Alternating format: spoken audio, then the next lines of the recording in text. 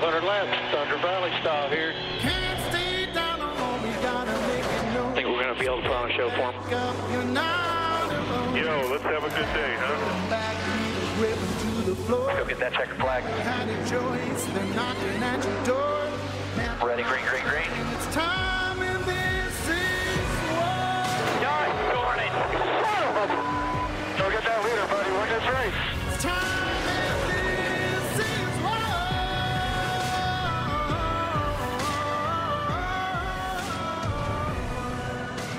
Under threatening skies, the track is dry. That's a minor miracle in itself, but we are ready to go with the Monster Energy Series from Bristol Motor Speedway to run 500 grueling laps today on that high banked concrete surface. welcome to the auto. Take a deep breath, take the higher road. It's what they always say. Said they know. Field rolls out, and several of our drivers stop by our Fox Procast to give their thoughts on the day.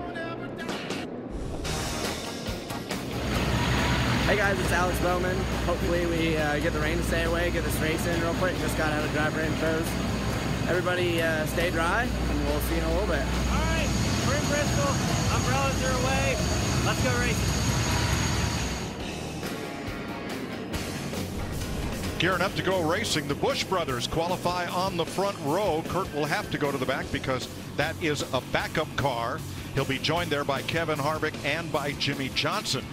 Starting in the rear at a track that quickly becomes the world's fastest conveyor belt, and it's going to be hard to keep from getting lapped in the early going. So there is your starting lineup on the left side of your screen. How about we dial up our pole sitter? Oh, no doubt about it. Hey, Kyle Busch, it's DW, buddy. You got me? Yes, DW, got this. Wait, let me tell you, I've been coming here a long time, and I've seen about the greatest of the great. But you are the best I've ever seen around this joint. How do you feel about today? Well, I appreciate that, but we've got a long day ahead of us to prove that once again, so we'll see. But feeling pretty good about it. This Skittles Toyota Camry has been awesome this weekend. Adam and the guys have done another great job of bringing a good piece, so we just got to be patient.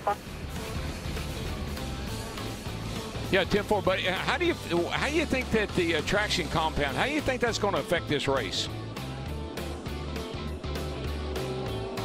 I think we may have lost contact. But I like what he had to say. All right, let's get down to pit road and get late-breaking, noisy stories down there. Vince Welch. That's for sure, Mike. You know, for Ricky Stenhouse Jr., this season has been one of practice crashes, frustrating races, and disappointing results. But they expect that to change today. This is Ricky's favorite track. Over the course of his career, it has produced his best results. He's been a runner-up here twice, and this weekend they have been pleased with the speed. It has rolled easy, as they say, and that's a good sign for Ricky Stenhouse Jr. This team needs a good result, and they're in the right place to get it. Keep an eye on the 17 today. Matt Yoakum.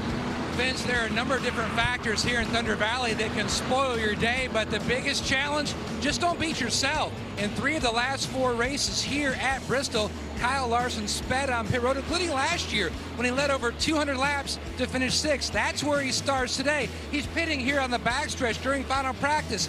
He made an effort to come down this pit lane to get his bearings, but also his timing. Hopefully today will finally be his day. Jamie Little. Daniel Suarez is somebody to watch here when we come to Bristol, but he was one of the many cars that got swept up in crashes at Texas.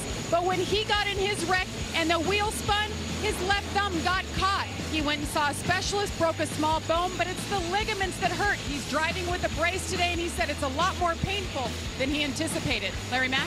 Jamie, it's always a struggle in a crew chief's mind, way in between fresh tires, staying out for track position, and I think for that very reason, we'll see a lot of comers and goers on the racetrack because of calls made on pit road. Let's take a look at our race analysis for today. We're going to go 500 laps, 266 miles, stage 1 and 2, 125 laps, the final stage to the checker, 250 laps. Pay attention to that pit road speed, 30 miles per hour. The fuel window, 150 to 160 laps. The grip level only in the traction compound, a 3 to 4. You get out of that, it'll be a 1, and a competition cost at lap 45. And Mike, remember, you can't fuel the car until that competition cost you. Thanks, Larry. We talked about the drivers who have to go to the tail end of the field. Pitting here is difficult because it's different. Under green, you come down pit road on the side of the track where your pit is. But under caution, everyone must enter pit road at turn 2, come all the way around and exit at turn 1, regardless of the position of your pit stall. You know, 2 hours ago, I'd say we're headed for the house. No way. No way. And a lot of people headed for the house had to turn around and come back. Folks are still filing in here. There is still threatening skies. Mike, we got a little change of the lineup here. Kyle Busch elected to take the outside. I'm thinking Stenhouse was going to have that outside line, but Kyle Busch moved to the outside for the start. Yeah, and you know, when that inside lane has a lot of grip on it, but it takes heat in the tires for that grip to really work out. I think this is a smart move by Kyle Busch. Well, now, Ricky Stenhouse thought that meant he could move to the inside because Kurt Busch had to drop to the rear, but no, he has to retain his 4th starting position because the whole inside row moves up. Exactly. Very interesting, and Kyle waited till the very last minute, coming down to 1 to go to make that change. That'll put Brad Keselowski alongside Busch on the front row. Well, all-time winner at Bristol. Yes, sir. Let's get this party started. Woohoo! Man, it's Bristol, baby, and we're going to have a heck of a show. Green flag in the air. We're off and racing. Boogity, boogity, boogity. Let's go racing in the last great Coliseum, boys.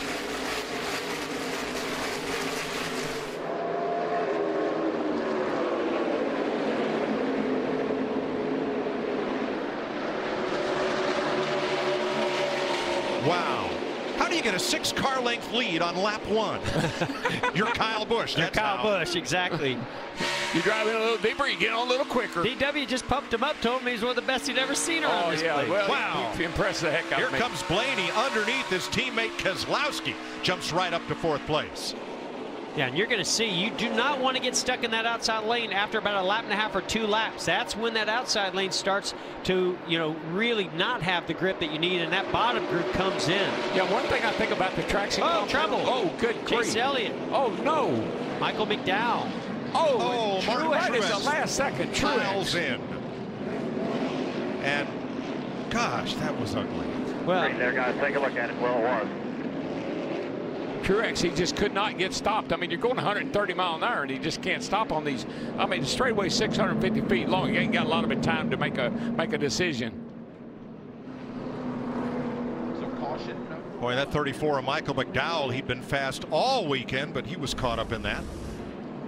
Yeah, just a lot of. I mean, this is what happens at this track, particularly early in the race. Everybody bunched just up. Gets loose underneath the 19 of Suarez, comes around and collects Chase Elliott and some others. Well, look at a great job Eric Jones and William Byron did squeezing by. And Martin Truex just can't get stopped. I don't think that a lot of bad damage on that 9 car, but certainly a lot of damage on the 78.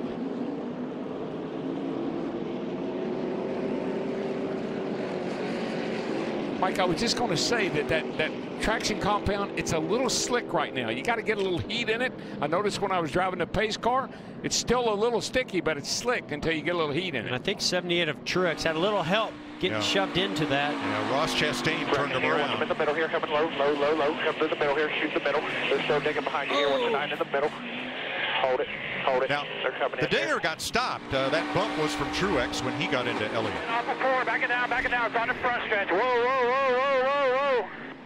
I think we're going to hear a lot of that out of spotters today. Whoa, whoa. Which way is whoa, Darryl? Is that left or is that right? That means push the brake pedal as hard as you can. I would have liked to heard stop, but whoa is okay. Micah McDowell spins, collects Chase Elliott, and Martin Truex gets shoved into it. We're under caution in Bristol. 2 laps down. Pretty significant damage to the left front of that 78 car. I'm not sure they got it taped up good enough, but maybe it'll hold on for a little while. You just got to make minimum speed, and then they'll have more time to fix it up right. Matt? Trying to stay on the lead lap. 2 visits to pit road by Martin Truex Jr. Left side tires, they tried looking at the cosmetic damage. Martin says the steering is way to the right. He's just going to try to soldier on until they get a chance to fix it at the next break. Got a lot of loose parts. Yeah, he's going to have a hard time just keeping the hood on that car, isn't he, DW? Sure, certainly is. And here the 9 car of Chase Elliott, he's got a lot of right rear damage. Now I'm curious on this. I'm curious on this restart. Now there's heat in the tires, and Kyle Busch has chosen the outside lane. I'm not so sure Ricky Stenhouse Jr. and those guys on the inside might not take advantage of that. I think the 18 still have a slight advantage on that outside. Green flag, especially when you get a start like that. I was going to say, not much contest. But he does have company. Kyle Busch, he got a lot of company putting that 12 car. Blaney, he's looking. Whoa, and Blaney's there. He's under him.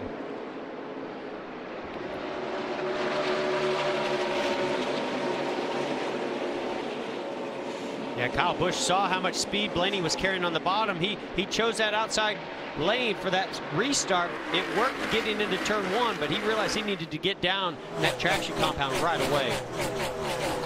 I just really like that 12 car, and I tell you, I think that 17 car is going to have a big day too. And of course, we're mid-pack here riding with Bubba. What a great shot this is. Yeah, and you saw Kurt Busch already making his way up through the field. Erik Jones. Mike, it's hard to talk about a lap because it only takes 15 seconds. It's hard to get it out. Sorry, my bad. That was actually the 14 of Boyer making a move on Bubba. Bubba's stuck in the outside. Here's Kyle Larson. Yeah, I think Bubba he's going to get freight trained on that outside right now. Oh, there he's got a small gap. That's all you need, just a small gap. This is like the old Bristol. You just get your nose up there and shove that car out of the way or put enough pressure on to finally move over, and then it's a freight train once that inside lane gets going. Yeah, this is I know I complain about it when a spotter says he's looking. You can't do that here. He's either there or he isn't.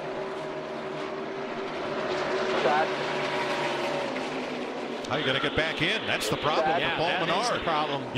You talk about getting freight trained. This is it. And that outside lane. Oh, we got it. The 17 of Stenhouse got real loose up in the front of the pack, but also the 21. You really lead change here. Oh, man, you got the 12 of Blaney. That 12 car is taking it to Kyle Busch. 12 looks fast. Well, here they come up on Corey LaJoie, who had just pitted for left side tires, and a bit of flame out from under his car, but now he's trouble turn 2, Allmendinger. Goodness gracious. Woo. Allmendinger, you know, they repaired this car. He wrecked the same car in practice. They repaired it, qualified it, and now he's done about the same thing again. And Mike, Jeff, you know, this a huge bump off turn 2 over there. Chase Elliott limps back to the pits as we're under caution for the second time. You're riding with Kurt Busch. A little contact. Got a little help. All right, it's going to be a spin behind you here. No caution yet. Who was that? Caution's out. Was that Jamie McMurray? I think it may have been McMurray. Yes, they were battling for 27. Inside. Hold it here. I mean, that looked to me like Jamie McMurray had a slight run. Allmendinger gave. Yeah, Allmendinger just didn't know he was there. Yep. Tough deal, man. Fighting for that inside. Harold, we got to get back to green. We got to get our vortex working. Yes, we do. About time we get her wound up, we get a caution. The vortex theory, supported by anecdotal evidence and not by science, is you keep these cars running at speed, generating heat, that column of air rises, and the rain stays away. It's like a big old corkscrew going right up in the air. And there's the evidence of impact on McMurray's car. He and Allmendinger were racing for 27th, just in front of Chris Buescher. Pretty sure he's going to have to come down pit road and fix some of that damage. We see the 47 on pit road and the 31 of Newman.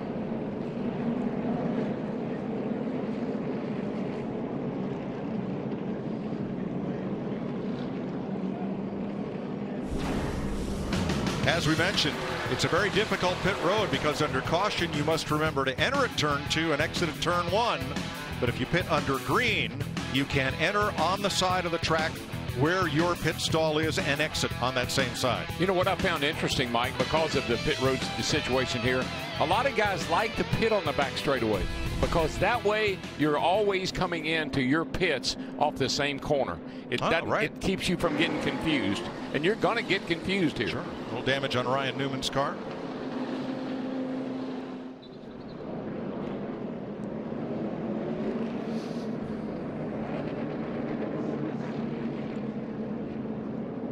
Martin Truex showing a crash damage from the incident at lap 3. Now that's looking like a Bristol car. That looks like a Bristol car now. When there's no fenders on it, it'd be a Bristol car. Getting there. Want to mention the Canadian driver DJ Kennington and the logo of the Humboldt Broncos. That's the junior hockey team from Canada, in which 16 souls were lost in a horrible crash of their team bus colliding with a tractor and double trailer on the highway. And he and I believe Michael Annette yesterday carried their logo, and Kennington has them on the hood of that car for the Gaunt brothers, and a very nice gesture for a very, very sad event that has all Canada mourning today and this week. Prayers for Humboldt, indeed.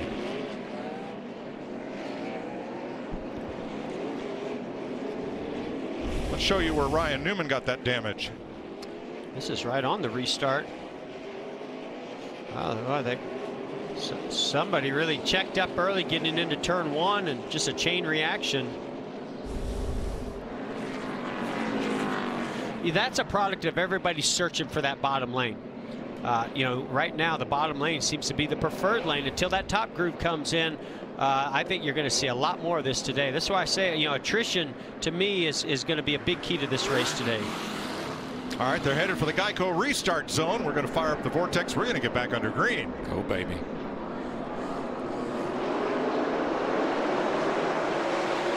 Ryan Blaney on the brake with teammate Joey Logano behind him from the top groove. Moving on. Boy, Blaney nailed that restart. It just seems to be a little bit of extra grip in that outside lane as you take the green flag. Then you want to get down to the bottom. It's just that, Jeff, it's just that slight advantage that the leader has, that he can get back in the throttle just a little quicker. You see some cars getting stuck in the outside. There's Clint Boyer on the outside, even further up. And something you don't see often. Suarez. Kyle Busch got passed. Yeah. Ricky Stenhouse went by him. Picks up 3rd place. Kyle's car looks like it's just not reacting well after that last caution. Got his hands full. He's loose. Just a little loose right there. This is something that I think is going to change a lot during this race. Is this track is going to tighten up, so they probably started the car a little bit freer just for that reason. But how long and how many positions can you lose before that car starts to tighten up? Well, what happens is what we're seeing Kyle Busch do. All of a sudden you say, okay, it won't hook up on the bottom. I've got to move up. The problem with moving up is everybody and their brother going to go by you. You know, guys, regardless rain or no rain, we had no practice in weather conditions even close to this, and that has to be a little bit of an X factor for all the drivers and teams. Well, these frequent cautions early have... Oh, big slide by 18 of Busch. That car is just so loose right now. He's trying to find somewhere where he can hang on to it, but he is loose. I was about to mention Denny Hamlin, who has come from deep in the field, just passed his teammate Kyle Busch. Here's Eric Jones doing the same. So Hamlin moving up, along with Jimmy Johnson, who's up into the top dozen now. Wait, Hamlin started 25th. Big slide by Kyle Busch. And that happened before he really got into the banking. That car is turning so positive with the front, and that's what you're going to want later in the race or in the run, but not right now.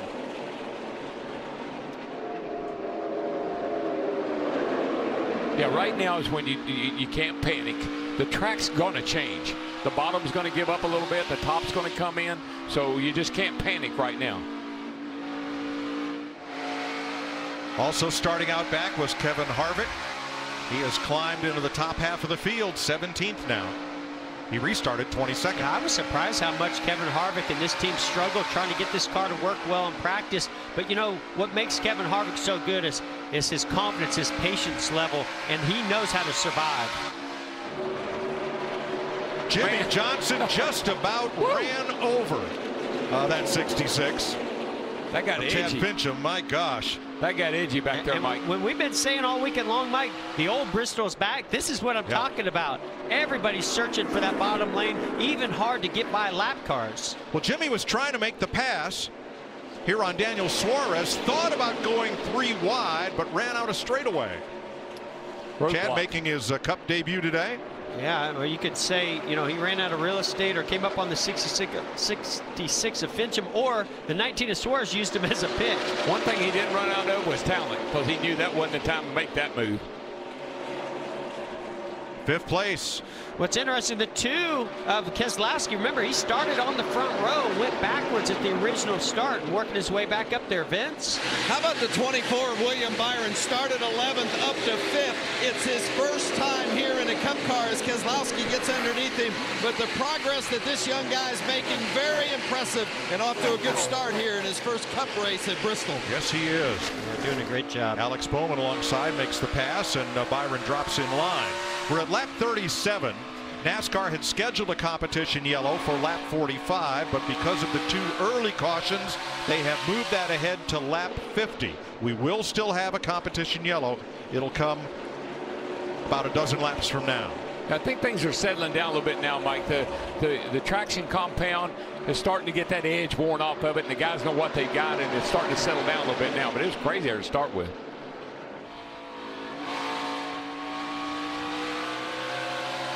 Riding on board on the front nose of Denny Hamlin as he's stalking the 24 of William Byron.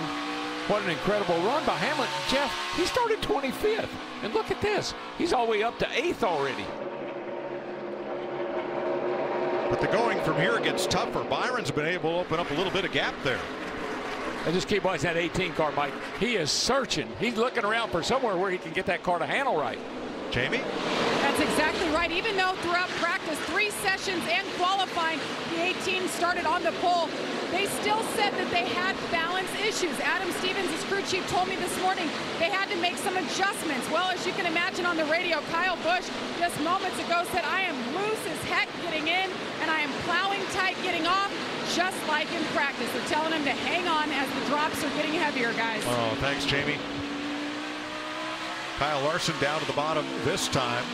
And don't you know, Kyle Larson's just waiting for that outside groove to come in. He just lost a couple of positions going for 3rd on the bottom. Here's 7th place battle. Byron up the hill just a bit. And Kyle Busch going to get a spot back. Yeah, Kyle Busch has found that outside now, and it's working pretty good for him, Mike. He's been able to pass the 24 car, and the car looks pretty good up high. We saw Chase Elliott on the apron going back to pit road. 43 laps complete, 7 away is the competition yellow. Jimmy Johnson marched his way up to 12th. Has lost a few spots, though. It's wet, NASCAR. I got a flat tire, guys. I don't know what's going on. I think I got a tire going down or something. Boy, Blaney had to check up there for Corey LaJoie.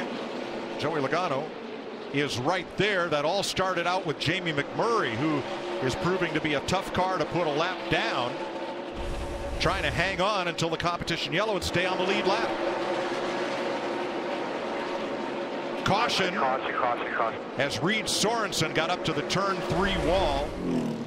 NASCAR has put the caution out, and officially it's for Mother Nature. Yeah, and you see now McMurray was hanging on by the skin of his teeth, trying to keep that 12 car behind him, and it worked.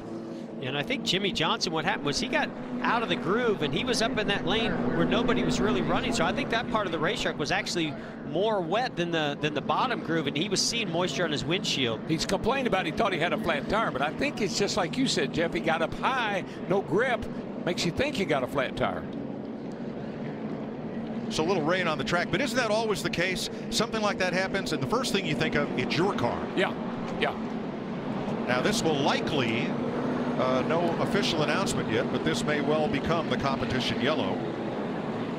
And here's that audio from Jimmy Johnson. I don't feel like anything broke, but something is definitely wrong. Either the right front's soft or a shock came off or something's wrong. They'll get a chance to check it out. I believe that right front might be soft. A little low. Yeah, I think it is. Third caution of the day.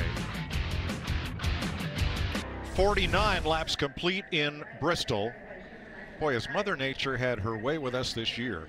Since Daytona and the 500, every single race has been affected by weather, either Friday, Saturday, or Sunday. I mean, rain in Las Vegas, when does that ever happen? Snow in Martinsville? When did that ever happen? Red flag is out. Drivers are climbing out of their cars. Cars are being covered up. The track dryers are already out on the speedway, and NASCAR, looking at weather radar as we are, see a window to get this race resumed. Our hope is, of course, to complete it, run as far and as long as we can. Out of the race, Ross Chastain and Michael McDowell. They were both in that lap 3 incident, the first caution of the day. And cars that are laps down include Harrison Rhodes, Reed Sorensen 1 lap, Truex, Kennington 2 laps, LaJoie and Fincham 3 laps, and Chase Elliott down 15 laps. Here's Vince. Well, we told you before the race, this was one Ricky Stenhouse Jr. was looking forward to. I didn't see anything in those first 50 laps that would turn us away from that. How did it feel, and what were the conditions out there, considering the rain and also the traction compound? Yeah, traction compound took a little bit to come in, but you know, we were able to roll the middle there the first few laps, and then you could kind of see guys start gaining on the bottom, so then we ventured back down there. But it's tough taking off on the bottom on the restarts. You know, it's one thing I found out so far. Restarting on the top is a lot nicer if you can get back to the bottom when that traction compound comes in. But it was getting pretty treacherous out there with the rain coming down. The right rears were kind of up out of the traction compound. I was getting a little bit looser. You know, traffic's, you know, a lot tougher to navigate when you only got one lane. So, you know, we'll see how that goes. I do think the track will widen out. You know, if we do get some, you know, 50, 60 lap runs in, I think you'll be able to see, you know, guys move around. But so far, so good for our Sunny D team. Yep. Currently 3rd, Ricky Stenhouse Jr. Bristol 1981, Darrell Waltrip drove his Mountain Dew car to victory lane. Today, Chase Elliott continues the tradition with the Mountain Dew Baja Blast paint scheme. In the early going, lap 3, his car got Baja blasted right here. William Byron couldn't avoid him, turning Chase into a spinning Michael McDowell, and then the car got pounded by Martin Truex, but they're not going to recycle that can. They got it straightened out. He's going to continue. The car looked like DW's with some damage on it. Unfortunately, not going to get the same results. No. All of my Mountain Dew came out of Wilkesboro. Out of the holler. That the red flag has been lifted and the yellow flag, we're under caution. They can resume work on the race cars. You can start working on them right now. And Larry, what are you expecting these teams to do decision-wise? They've run 49 laps. Well, I've been working on that. we actually have only run 35 green flag laps.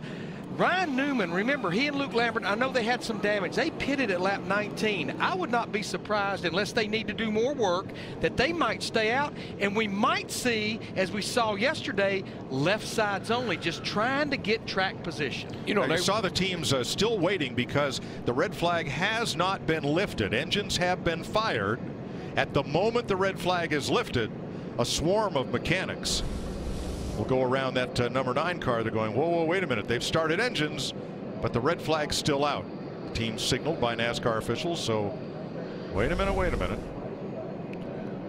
And now we're under yellow and work can resume. Yeah, one of the smartest things I think I've seen here at Bristol maybe a couple years ago when Todd Gordon, remember Logano had a power steering issue and they went up in the truck. They took pictures, went up in the truck, got parts off the backup car, and they were ready to change that power steering pump out as soon as the caution came out. You can work on any car except the actual race car. You can work on your rental car.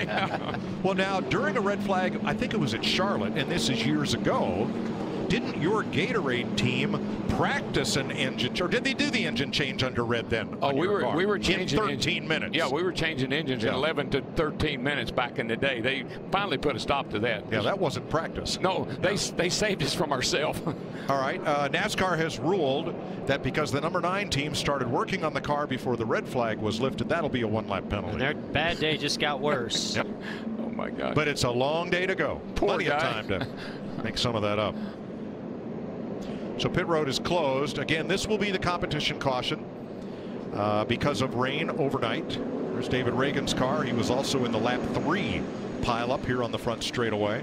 The only cars out of the race, Michael McDowell, who had been top 10 fast all weekend long, but spun to bring out that caution, and Ross Chastain, who got into the back of Martin Truex toward the end of it. I think we need to keep an eye on that 48 car with that low right front tire going around the racetrack. Don't want to tear the nose up before he can get in the pits and get that changed. So the jet dryers all getting put away. They are the primary track dryers here. Haven't only seen one or two of the NASCAR Air Titans out there. There's Johnson. I've been accused of being a slow leak a few times, but never had quite a caution come out to save me from it. Larry, what do you think? He's not dragging the skirt of the splitter there, is he? No, not yet. But I mean, they are hoping that pit road opens pretty soon. The saving grace, as we just spoke, was that inner liner in that right front right now. Yep. Yeah, if that inner liner wasn't there, we would see sparks flying off the right side of that car. And the reason he had to start in the back, Mike, is because he had a flat tire after qualifying, and they had to change the right side tires. That put him to the rear, and now he's got another flat tire. Well, without the inner liner, he'd already be in the pit and would take the penalty for pitting early. They would have no choice. Agree. I just hope that there's not something else going on here with the 48 car. We already documented throughout the weekend about how this Goodyear tire has a little more flex in the sidewall, and we've seen that cause some damage to some tires because it's not clearance enough inside right front of the car. We're racing today at Bristol, but for the first time ever, the NFL Draft will be live on Fox. Troy Aikman and Joel Klatt will be in Dallas for all the big picks. Coming up April 26th at 7, live on Fox and on the NFL Network. I know you were asked this yesterday. If we had a draft to race at Bristol, who'd be your first pick? Well, I kind of wanted to mix and match, but if I had to pick one, I think I'd go with Ryan Blaney. I just like that kid a lot. I like Eric Jones a lot too. Those two, they're two guys I like a lot. Yeah, if you're going with a young guy, I'd go with this guy right here, Eric Jones. He was so impressive here a year ago, or last August, actually. He should have possibly won that race. I might have to trade up to get a higher pick. Who would you go with, Mike? Kyle Busch. Kyle Busch. Yeah. You just watch what he's done here last week and here this weekend already. If you filled this Coliseum with confidence, you would still not have as much as he has right now. And you know, he's still very young. He's got a number of years ahead of him, and to be as good as he is right now, he hadn't peaked yet, in my opinion. Now, I wouldn't pick him for every track, but if we're talking Bristol, that'd be my draft pick. Now, in this last green flag run, his car got up and out of the groove and got all kinds of squirrely and lost a bunch of spots. So everybody will get to make changes now. Busch fired off first on the restart. He is currently 9th. And let's see if pit road is going to be open. And I think that just tells you how tough this place is. Even one of the best, if not the best, here at Bristol was struggling in the beginning of this race. They're still clearing track drying equipment off the apron. That's why pit road is still closed. So we've made our draft picks. Who do the drivers think are NASCAR's best short track racers? Best short track racer. I would say all around, I'd probably have to go with Denny Hamlin. Denny Hamlin's one of the best short track racers. I think Denny Hamlin should get the nod in this category. He lives for Martinsville. There's a lot of us that would rather hibernate during that race. And he's really good at Richmond. He's basically from that area, and you can never count him out at Bristol.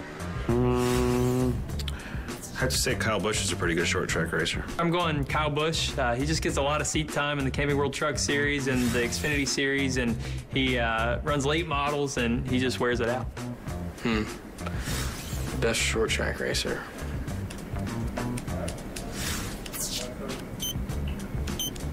Yeah, I'd have to say the best short track racer again is Denny. He's super good at Martinsville, Richmond, all those places. Right now, I don't think one stands out. I would put my teammate Kevin Harvick, in that group. I think you'd really have to be remiss if you didn't put Kevin Harvick or Jimmy Johnson on that list. They both have had so much success. Boy, wait till we get to the tough questions. Pit road's open, Matt. Stops underway on the left side of Ryan Blaney's car, a little tight through the center. They made an adjustment on the 12. What you're seeing with a lot of teams, going for 4 tires because the trend that they saw during practice, if you went a heat cycle on a set of stickers, the car, very much hard to handle, Vince. Ricky Stenhouse Jr., upper right-hand portion of the screen. He's the first pit stall as you come off turn 4. Likes the car so far. 4 tires, fuel, slight air pressure adjustment, Jamie. The 22 with Joey Logano just needs to turn a little bit better. He's tight on both ends of the racetrack. Air pressure adjustment only. His teammate, Brad Keselowski in the 2, no adjustments, said it's not handling that at all. And they are finished. The race off pit road goes. Thanks, Jamie. Now, Alex Bowman has an uncontrolled tire, and that was a big story last week in Texas. We've learned from NASCAR that uncontrolled tires are one thing that happens on pit road that is not picked up by the visual Hawkeye system and reviewed down in the pro trailer, and it is a ball and strike call. Yeah, another car might get, you're right on the uncontrolled tire, the 22 car. I don't know what was going on though with the right rear tire changer, but that took forever. And then he went to the left rear and had a little bit of a problem over there too. So 22 lost, I don't know, 5 or 6 spots. Ryan Newman speeding on pit road.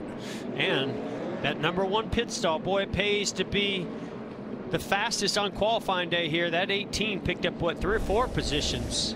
Here's what happened to Alex Bowman. And that tire, oh boy, one gets away. Let's go get that one. We'll come back to this one. The rule says the crewman must be in control of the tire. He must roll it. It must be rolling in the same direction as the crewman and be no farther than an arm's length away. And that is a judgment call by the official in place. Yeah, just going back to Joey Logano, they had issues on the right rear with lug nuts, and here's what they had to say about that. We'll work way back up there. The first stop, plenty more of them. Yeah, lake glue and that set. We'll come up with a solution for that. Let's show you Joey's pit stop. Yeah, you see the guy on the right rear. He has a terrible time. I'm not sure. Can't get the lugs off. Then when he gets the wheel up there, it's like they fell off. Everything happened. Yeah, the nuts weren't fully, the glue wasn't fully set. Yep. And they lost a lug. Boy, I don't know if they got them all tight still. Well, maybe all the moisture, maybe they just weren't glued up well enough that some of those nuts flew off. Logano was second coming into the pits. He will now fire off 8th. Blaney on the outside of the front row for the restart. Kyle Larson, Ford against Chevrolet. Keselowski, Stenhouse, Kyle Busch, Eric Jones, Hamlin, Logano, Suarez, Menard, your top 10. Can't believe none of us picked Larson. He is so good around this joint. Look for him to make this pretty exciting for Blaney. Green. Like that outside guy, he just gets such a jump. Just that instant that he can go before the guy on the inside makes that outside really, really nice. And here comes the whole outside line. It's Stenhouse, it's Jones. Here comes Logano. Larson on the bottom trying to hold them at bay. Remember that 20 car, Eric Jones, I think, Larry, didn't he do the tire test up here for this race? Actually, though, with last year's team, the 77 car, first row. Oh, he makes contact to 17 to Stenhouse. Jones might have got tipped by Logano. Then he got into Stenhouse. Chris Buescher spins at the back of the field. And we are right back under caution at lap 61. Yeah, I really think, I mean, it could have been effective from behind on Eric Jones, but I really think he just got loose getting into turn 3. I think you'll see he just gets loose. Let's take another look at it. Just think you have to be so careful trying to push hard on that bottom groove where the traction compound is. You're going to see the car right there. Yeah. It gets a little bit loose and it just takes a, I mean, the 22 was definitely right on his rear bumper, but I don't know how much that had an effect on how loose he got. Well, when the 20 gets a little bit loose, that creates a chain reaction. And, of course, you see the 20 gets into the 17, around he goes. Fortunately for Ricky Stenhouse Jr. here, I don't think he hits anything. I think he's going to be okay. You'll see Bubba Wallace drive through it all here as we're back under yellow, lap 62 in Bristol.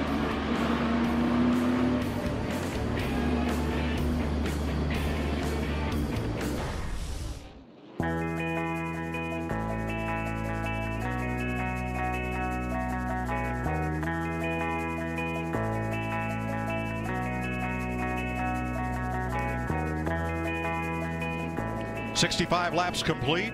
We got this race started. Had a caution for rain at lap 46. And the most recent yellow. Watch Eric Jones underneath Ricky Stenhouse.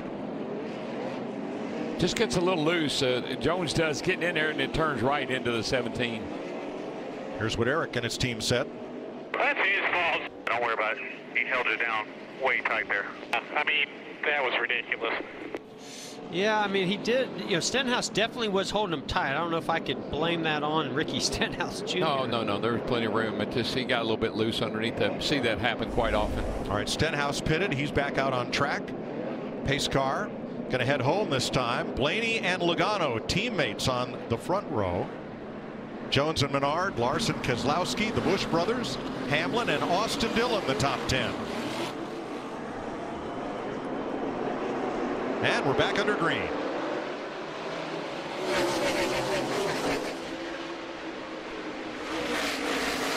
Well, Blaney, he knows what he's doing on that restart. He's nailed that every time so far. I'm impressed with Paul Menard up in the 3rd position. He just avoided Ricky Stenhouse's spinning car. Look at, he's making a charge at 2nd here.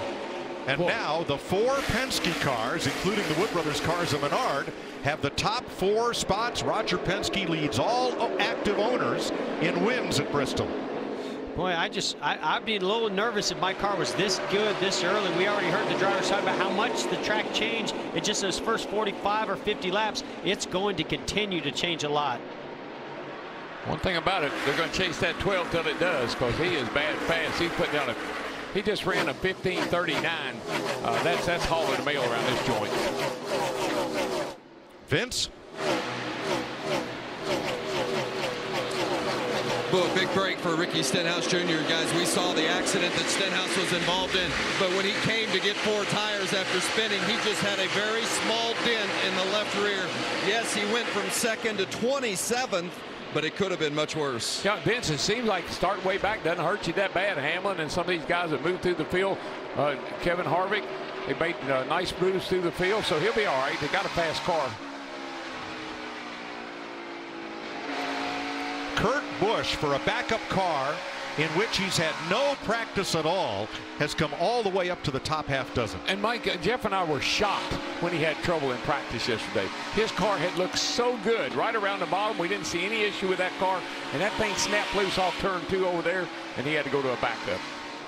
The team was already starting to unload the backup car to send it back to the shop to prep it for Richmond, and then all of a sudden they needed it. But I also think this just shows you the strength right now of Stewart-Haas Racing. Oh, we see 19 of Suarez get a little bit loose, and Kevin Harvick's going to go by, but Stewart-Haas Racing just seems to be on top of their game with a lot of depth. Pat?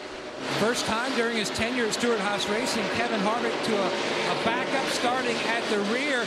He told me during that break that the car was loose on entry, but his biggest issue was just no drive on exit. Also noted that there was going to take a little bit more time to work in that outside lane, but right now settled in 13th position. We saw a wiggle out of Kevin Harvick as he went into turn 3. That's what we saw a lot of with that car in practice. I think when that top group comes in, I think that's when you're really going to see Kevin Harvick start to move to the front even further. Ty Dillon off pace. He's gone to pit road. 77 laps complete. Ryan Blaney's been out front for 59 of them. Yeah, Mike, I think the question we all have, and the drivers included, is how long is this traction compound going to last? Is it going to last half the race, 2/3 of the race? When's it going to finally give up and we have to find somewhere else to run? A.J. Allmendinger passes Gray Gaulding. And those are the shots that remind me of old Bristol, when you would just run single file around the bottom, but you were a little bit faster than that car in front of you, and you just had to give them that little nudge, even if it was, you know, for 15th or 20th position.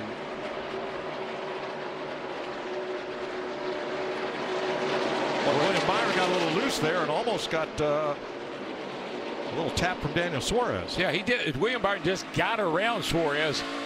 Suarez seems to say, I think I can pass you back, buddy. Now that's Ricky Stenhouse giving Alex Bowman a bump. Bowman right behind Jamie McMurray. And Stenhouse's mirror is all full of Ryan Newman. Yeah, Stenhouse got a little loose off turn 4. Let Newman really close right up on his back bumper. But Stenhouse a little bit quicker, I believe. I think he might be in traffic here and hold him up a little bit. See what he can do about it, if anything. And McMurray not getting off the corner well. He got a bump from Bowman, and here goes Bowman. And the old Bristol bump and run is back. It is definitely back. And also, not making a lot of friends is back at Bristol. That was 20th position. Let's go up to 6th place, where Kyle Busch gets underneath his older brother. And Denny Hamlin moves in and by. And Mike, it doesn't matter if you race for the lead or the 15th place or the last place. You race as hard as you can go around this place. And right with them is Kasey Kahne, coming off his best finish since joining Leavine Family Racing for this season. Kahne right behind Kurt Busch there. Very much a part of this battle in the top 10. Yeah, Travis Mack is a crew chief on that 95 car. And Jeff, you know a little bit about Travis. He came from Hendrick Motorsports. Pretty sharp guy. Oh, really sharp guy, and obviously a lot of experience with a great organization. He brings a lot of strength to that 95 team to Kasey Kahne. Team Penske 1, 2, 3 YRB. Young Ryan Blaney on point. A lot of intramural battles between teammates. Denny Hamlin trying to take 7th from Kurt Busch, while Brad Keselowski got 2nd away from his teammate Joey Logano. Now here's Eric Jones and Kyle Busch, and nose to tail. Starting to see both Eric Jones and Kyle Busch work that outside lane up just a little bit at a time. What's frustrating, Mike, is somebody takes advantage of, you're trying to pass somebody in front of you. You get out of the line a little bit, somebody jumps all over that, takes advantage of you. It frustrates you. You want to get that guy back. I'm faster than you are. You hold me up, now I'm behind you. You got at least 2 fellas out there that are banging into just anything that gets in front of them, and I don't want to name names, but it's the one in the 17. They are very aggressive this early in the race. Frustrated, I believe. I think you're right. And this is where you got to have a lot of patience. This is a long race. I know there's some urgency, DW, because the rain in the area, but I still think you got to survive this race, especially at this point. 16th place here, Almirola and Bowman behind Boyer. Bowman's got a fast race car. He's had some damage a little bit here, but I think he's rolling the bottom about as good as anybody's. I've seen almost contact of the 14 of Clint Boyer. You know, Mike, Jeff, I do believe that 2nd and 3rd groove, I'm noticing the track is starting to darken up a little bit above the traction compound, and I see more and more cars starting to move up a little bit middle to maybe 2/3 of the track. Yeah, what starts to happen is that rubber starts to build up on that bottom traction compound and that bottom groove, and it starts to let the tires kind of sit up on top of that rubber and skip and slide out. That's when the top groove's going to start to form. I mean, right now the traction compound looks like a rut. It looks like there are 2 ruts where the cars have been running. Yeah, we have a 2, maybe even a 3 groove racetrack right now with 24 laps to go in stage 1. And our race leader, Ryan Blaney, in the 12, getting into a lot of heavy traffic. Matt. 2 factors colliding. You go back to practice around 30 to 35 laps. Tires really took a swing, and it became a real challenge and a handful. You also throw in the fact that more rubber's been laying down. The heat in that traction compound has really heated up. Ryan Blaney says the car is just freer and freer. Every run he goes, getting to be a little bit more of a handful, but still holding on to P1, Jamie. And behind him out is his teammate Keselowski. Brad started this race third. He's moved his way up to 2nd, and the car is good. No adjustments. He just radioed to his team. The traction compound is wearing off fast. 39 cars running. Kyle Larson and Kyle Busch up in the high groove. Oh, here comes Larson for 3rd. Not just for 3rd, but here comes Larson. Yeah. Watch him start to search around this racetrack and find that rocket speed we've seen him have in the past. Yeah, he's been waiting for that groove to come in a little bit. He single-handedly tried to get it to come in yesterday in practice. Big Nobody would slide help on him. the 18 of Kyle Busch right in front of the 22. Jamie? And Joey Logano at final practice yesterday, they kind of lost their way. I talked to his crew chief this morning, Todd Gordon, and he said, we just weren't sure. The car was tight in the middle, loose off, and we kind of went down a different road. So we went back to our teammate, Ryan Blaney, put a lot of what they had in their setup on this car, and what a difference it's made today. They had a little bit of a slow pit stop, but that didn't make any problems for the 22. The car is good right now. And Paul Menard just cut him a lot of slack. He could have forced the issue, used the lap car as a pick and hold Logano at bay, but allowed Joey the chance to slip underneath and by. Mike, I think what makes it a little confusing is as his traction compound wears off, the track goes through a dramatic change, and that confuses the driver and the crew chief. Jimmie Johnson, after getting to make that stop and take care of that right front tire back up in the top dozen, Matt. Harvick starting to work the outside like we talked earlier. The Johnson on the inside. Now, in the Stenhouse spin, Johnson locked him up. His team looked at the video and said it did not look like he locked him up enough that they would have to pit. We talked earlier about the issue on that right front. Indeed, a puncture in the center section of that Goodyear. Must have run over some debris. We were talking about William Byron. He's following along here behind Kevin Harvick. I didn't know you could take notes and still drive a race car around here, but I guarantee you he's taking a note every lap. Hey, I want to go back to Matt's report on our leader, Ryan Blaney, in that 12 car. He talked about him getting loose. This is the longest run by far that we've had. And remember, you started the race on scuff qualifying tires. Then they put stickers. We watched them take wedge out of that car. Now they know for the long run, taking wedge out is not the way to go. Just marveling at Ricky Stenhouse because he has found that this is a 3 and maybe a 4 groove racetrack. He is all the way to the top. We've made it to the top, guys. Yep. That groove has finally come in. We're seeing Stenhouse. We're seeing Larson. Some of the guys that like to ride the wall, they're up there. Even our second place runner, Brad Keselowski's really starting to make up ground on our leader, Ryan Blaney, on the top. Now Blaney's even searching up top. Yeah, Blaney was, I mean, his car was so good on the bottom. I think he hated to make that move, but it's time. The track is now good up high. Now Stenhouse, despite that spin, he's still on the lead lap, battling to get back into the top 20, Vince. Well, and we told you beforehand that Stenhouse has been so happy with his car all weekend long, said it's just rolling easy, and the speed and the handling of it have been very, very comfortable. And the one thing Ricky likes is a multi-groove track. He loves this short track racing, so it's not surprising that he's moving it to every lane possible or moving whoever he needs to get where he needs to get. Keselowski looking for the lead on teammate Ryan Blaney. Yeah, Blaney was working the bottom lane on some lap. Oh, trouble, turn 3. Yikes! Oh, get around the corner. Good. Trevor Bayne went around. He got turned. And as Chris Buescher slid up the racetrack, there was Ryan Blaney. My. Good job today, bro. Nothing you can do about it. What a shame. What a great race car. What a great job, McMurray. He's got a lot of damage to his car. Harrison Rhodes also involved. I think we'll see who got into Trevor Bayne, but I was about to mention the leaders as they battled were about to get into really heavy traffic, and you'll see why. And that's where the urgency really starts to become a key to this race, is try not to go lap down. Yeah, you see Bayne up there in the 6. They go 3 wide. Chris Buescher goes to the outside. 51 kind of caught in the middle. And, yeah, Bayne just didn't know Buescher was on the outside. Yep. Ooh. Blaney just know where to go as Rhodes slides up the racetrack.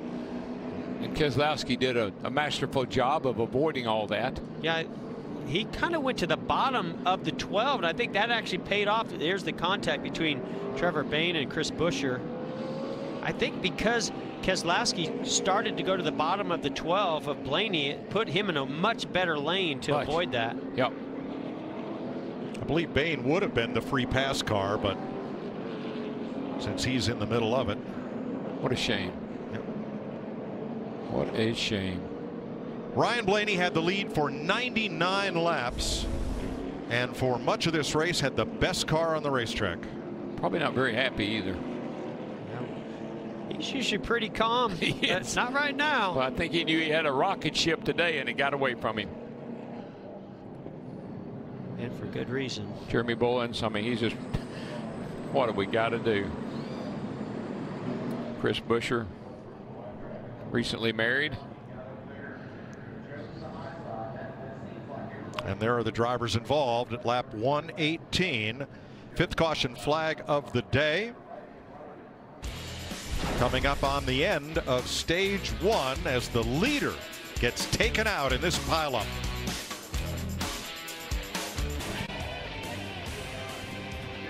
Ryan Blaney had to climb out of the best car in the field when he got swept up into a crash. Chris Buescher got into the back of Trevor Bayne. Buescher closing at a high rate of speed on the outside. Bayne apparently was cleared to go to the top. And watch the 6.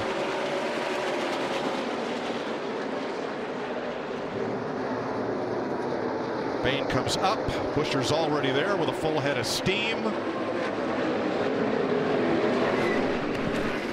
Harrison Rhodes, Jamie McMurray, and race leader Ryan Blaney. We listened in to the 6. Outside 37. Looking outside 37. Still there. Still there. Still there. Inside. Commit. I mean, I was sliding up. Yeah, I mean, to go along with what Bain was talking about, he just lost all rear traction coming off the corner and was just sliding all the way to the wall. Unfortunately, 37 was there. And Vince, you got something on Ryan Blaney? Well, Ryan just come out of the medical center. Such a dominating car as we look at the replay again. From your perspective, I mean, was there anything you could have done in that situation? I don't know. I didn't really see it happen. I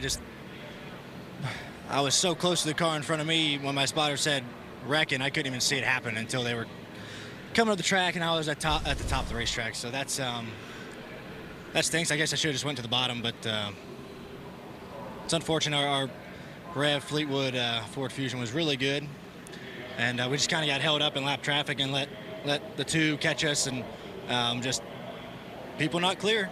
Wrecking took us out, so sucks. But positives. We had a good car, and that's something to hold their heads high about.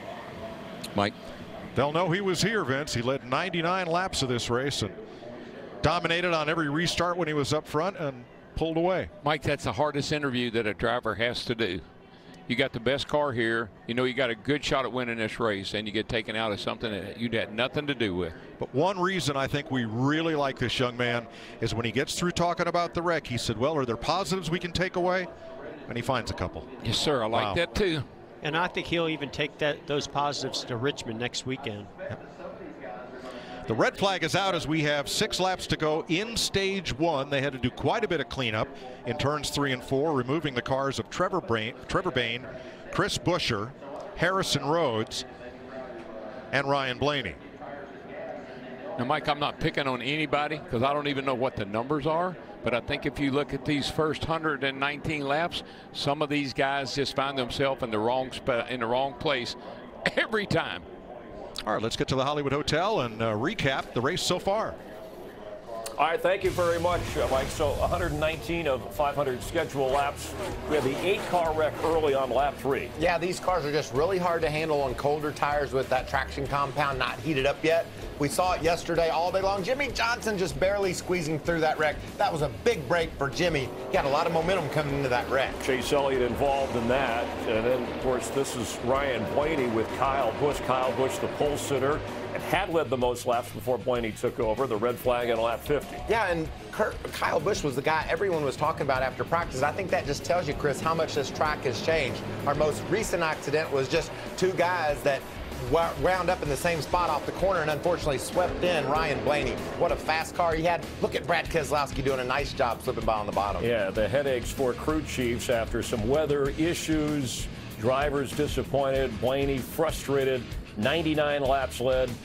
And we've yet to complete stage 1. Michael Walter, Chris Myers, back up to Jeff, Darrell, and Mike. Thanks, Chris. Yellow flag is displayed. Cars on pit road can go back under repair. For the cars out on track, pit road is not yet open.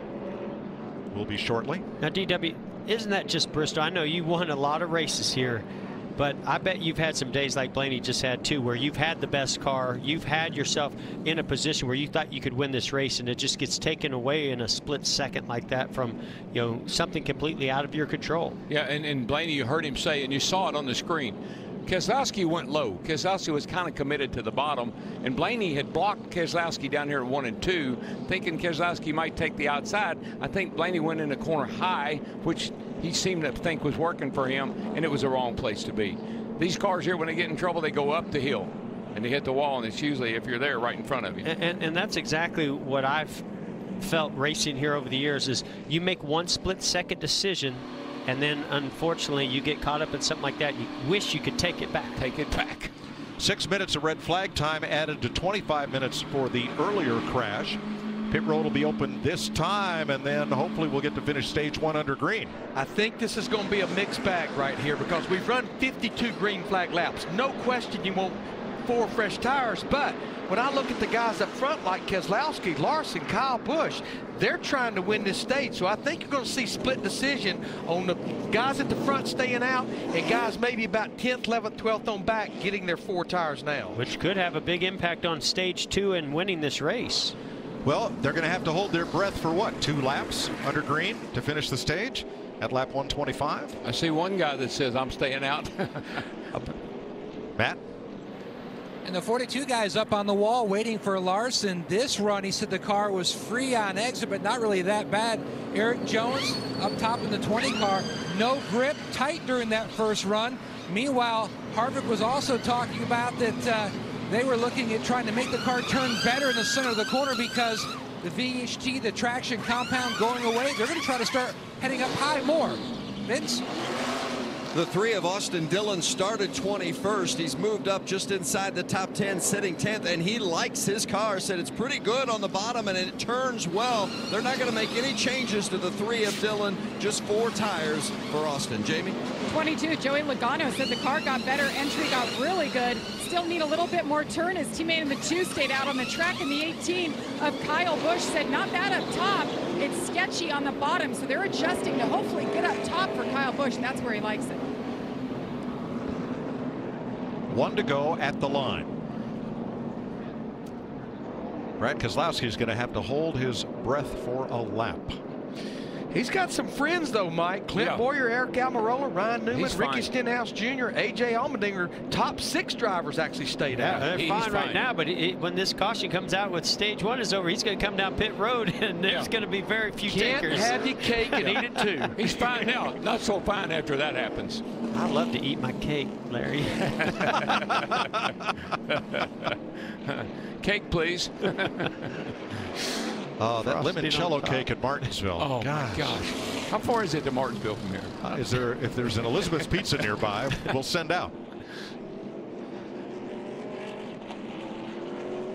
Keselowski last pitted on lap 56. Kyle Busch is the first car with fresh tires. He and Kyle Larson pitting at lap 122. It'll be a 1-lap sprint to the stage-ending checker. Yeah, just get you one of those Ryan Blaney restarts here, and you'll be in good shape there, Mr. Keselowski. Ready to hold your breath? He's up there, and he's away. Green flag. Clear. Clear by 1 back to the lane. Larson looked for 3 wide. There wasn't enough room. And he makes contact with Eric Jones slightly on the back straightaway. Here comes Newman, but Keselowski will win stage 1. Yeah. Now, Newman's one guy I wouldn't want gnawing on my back bumper. Stage caution. Nice job for Brad Keselowski. He's our stage winner over Ryan Newman, Clint Boyer, A.J. Allmendinger, and Kyle Larson.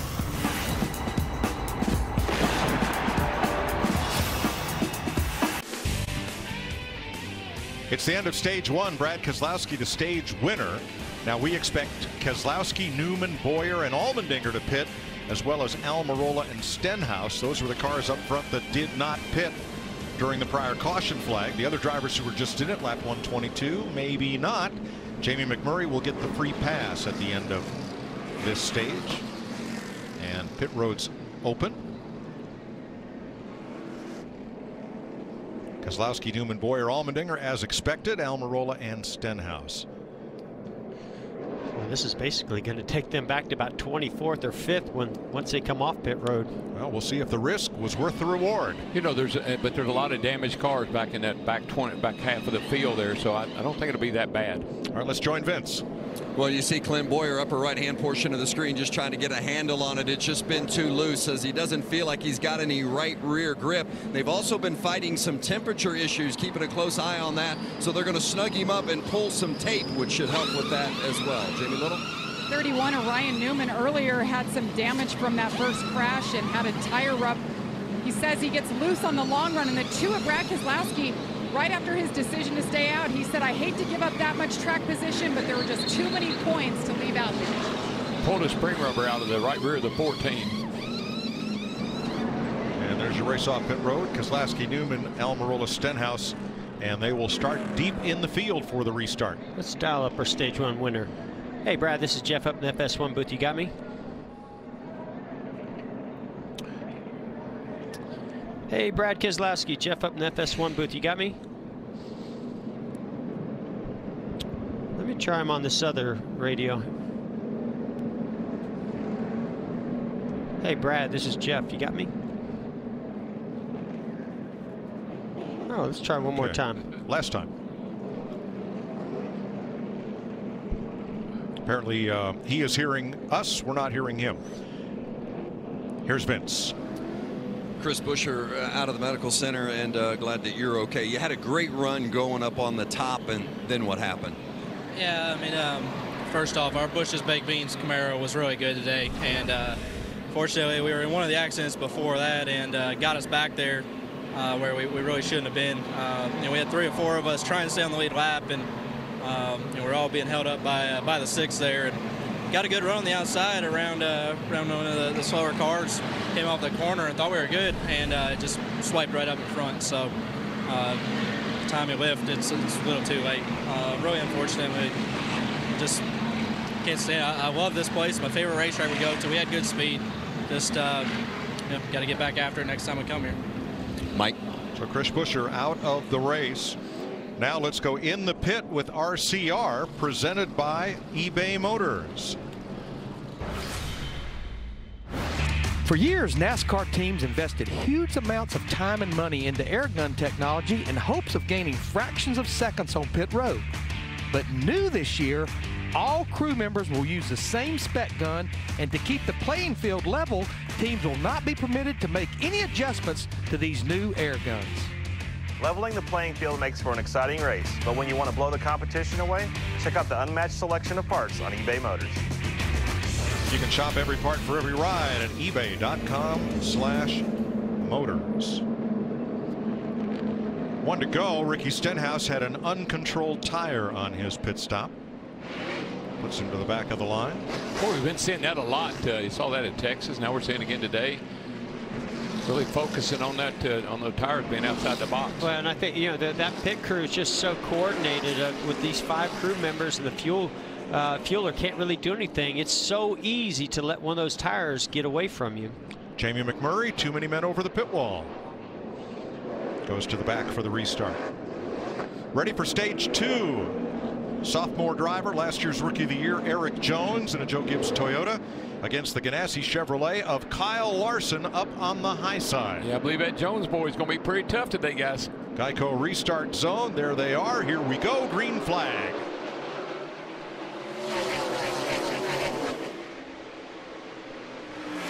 Kurt Busch got a great jump. He fired off 4th. Looks to the inside. Oh, boy. Eric Jones used a lot of good judgment right there. He didn't cut down in front of the 48. That was close. Great battle for 3rd and 4th and 5th back here between Jimmie Johnson, Kyle Busch, and Paul Menard. Kyle Busch has got his car now where he can run up high. The car looks a lot better with that high line. Oh, you got to be careful getting that high. Whoa, baby. Now, you said Jimmie Johnson. Where did he come from? Johnson worked his way up into the top 10 methodically, and when those 6 drivers that didn't stop on the previous caution did, that put Johnson up into 4th for this restart. And I heard something out of Jimmie Johnson earlier today on race day here on Fox in FS1. He talked about the confidence that he had this race car all weekend long, and I think it's starting to show now. That car's working really well. And Jeff, aerodynamics doesn't have a whole lot to do with your car this weekend. So, we got a car around here off turn 4. And that is Chad Fincham. No caution yet. He gets down to the apron. He pulls away. We're going to stay green. Stay in green. Our crack statisticians say we need about 30 more minutes of green flag racing to get to the end of stage 2, at which point this race would become official. Not that we're racing the rain, but I hear Mother Nature tapping her foot in the distance. Yeah. And that's creating even more urgency out there. They're going to push hard for every single position they possibly can every lap. I have to chuckle a little bit. look at the guy leading the race, the 42, and look where he's running. Right on the bottom. I mean, we would expect him to be trying to dust that top groove off, but he's right up there, right around the bottom, and car looks really stable and looks good. Kurt Busch right behind him in that 41 car, backup car. He looks good. And here's our Fox visor cam was on Darrell Wallace there. Oh, Darrell, he's given us some beautiful shots. Yeah, he has. That's an awesome view. Jeff, how do you know whether or not there's an inch between you and that car in front of you? You only can feel it. You don't know until you see the back of that car go out. You just try to slide up there ever so slightly and just either put pressure on them to make a mistake or give just enough of a nudge to get you enough room to go on to the inside, go on by. You feel it, Mike. I mean, you feel that guy. Even if he's not touching you, you know he's back there and you can feel it. That's what I call worrying a guy to death. Put that bumper right there underneath that guy and just worry him to death. Well, you were one of the best at it. Make him make a mistake. During the race, between races, anytime. 7-time champion Jimmie Johnson is worrying the heck out of Erik Jones right now. Yep. Seen some sprinkles on our camera lens there.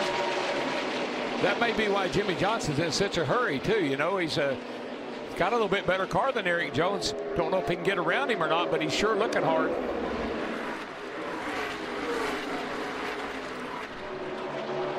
That kid, there's a lot of Terry Labonte and Erik Jones. That kid is an Iceman. Well, really that was a really smart move right there. We don't know how long this race is going to go, if it's going to go the full distance, but he saw Jimmie Johnson was putting a lot of pressure on, a little bit better than he is right now, and there was enough of a gap to slide in behind him. Yeah, old Cool Breeze just went by him, I'll tell you, Matt. Richard Childress racing for 18th, Newman and Austin Dillon.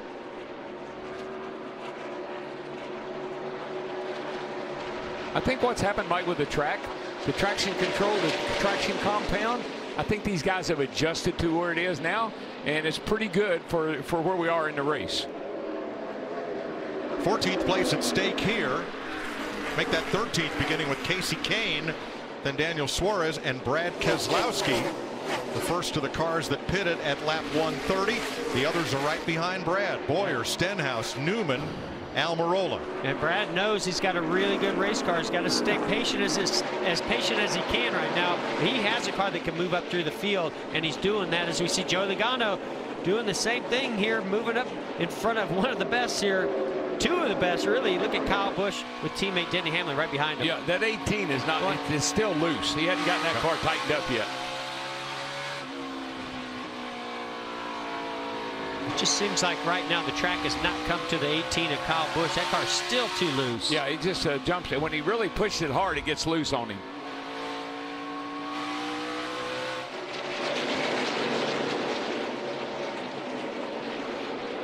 William Byron, Kevin Harvick, this is for 7th. Boy, credit. A lot of credit to that rookie, William Byron, in all the Hendrick cars right now. You've got Jimmy up in 3rd, you've got Bowman in 5th, and then Byron in 7th. And do you notice Byron seems to be shadowed? Oh, got a car around Bain off turn 4. Trevor Bayne brings out the caution. Here come the leaders. And Bayne, hold it tight, let it roll down nice and easy. Oh, right down in front of Martin Truex. Now, I think he was either trying to work the high line and lost control of the car up there. Whew. Trevor Bayne is from nearby Knoxville. His home track has not been good to him.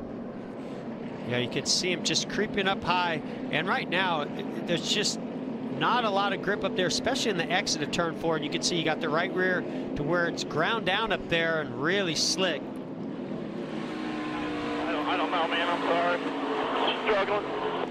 Here, watch him come down. All clear here. Bayne was running 25th, last car on the lead lap. And the free pass will go to Matt DiBenedetto. Now the leaders, Larry, were in not long ago, lap 130, 26 laps ago for some of them. Yeah, only 20 laps. You know, you may see a little bit of a mixed bag, and then Kyle Larson stays out. Here comes Kurt Busch and Jimmie Johnson. So definitely split decision, what I talked about at the top of the show. Harvick coming as well, along with Hamlin and Moore. Matt?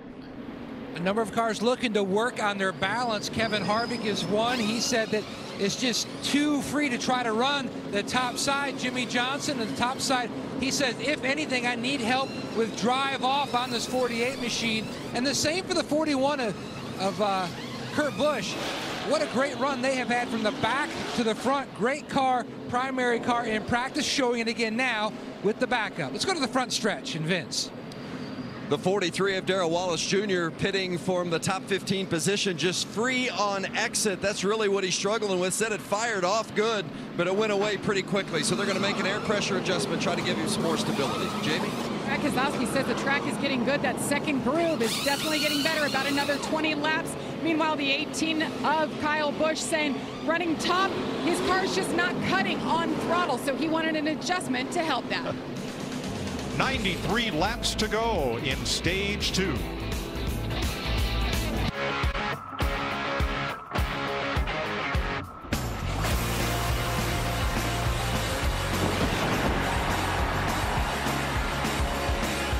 Ready for the restart in Bristol. Bubba Wallace to the back, too fast entering in the section just before his pit stall. He was speeding. Going to add a lap here. Although the lights were out on the pace car, they've turned them back on. Now, the first 6 drivers in line, Larson, Jones, Bowman, Menard, Byron, and Logano, did not stop. So they have tires that have been on there since lap 122. Everyone else on the lead lap was just on pit road. Yeah, Mike, that rain is really picked up as they come across the track here. Let's have a look at how the Coca-Cola family of drivers are faring in today's race.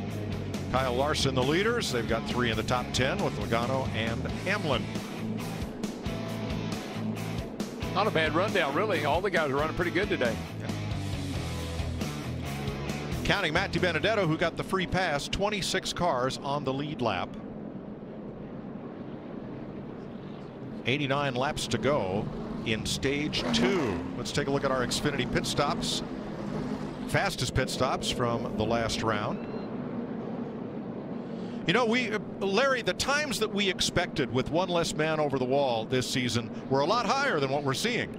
I mean, when we started out at Daytona, it was like the Keystone Cops. We were lucky to get below 20 seconds, and to see what they have done now, and this just being the 8th race, just think about it. There's a lot of things went on. One less man. The fuel man cannot do anything but fuel the car, and air guns that were designed to be slower. So it's a total package, and to see where they're getting, it's pretty amazing.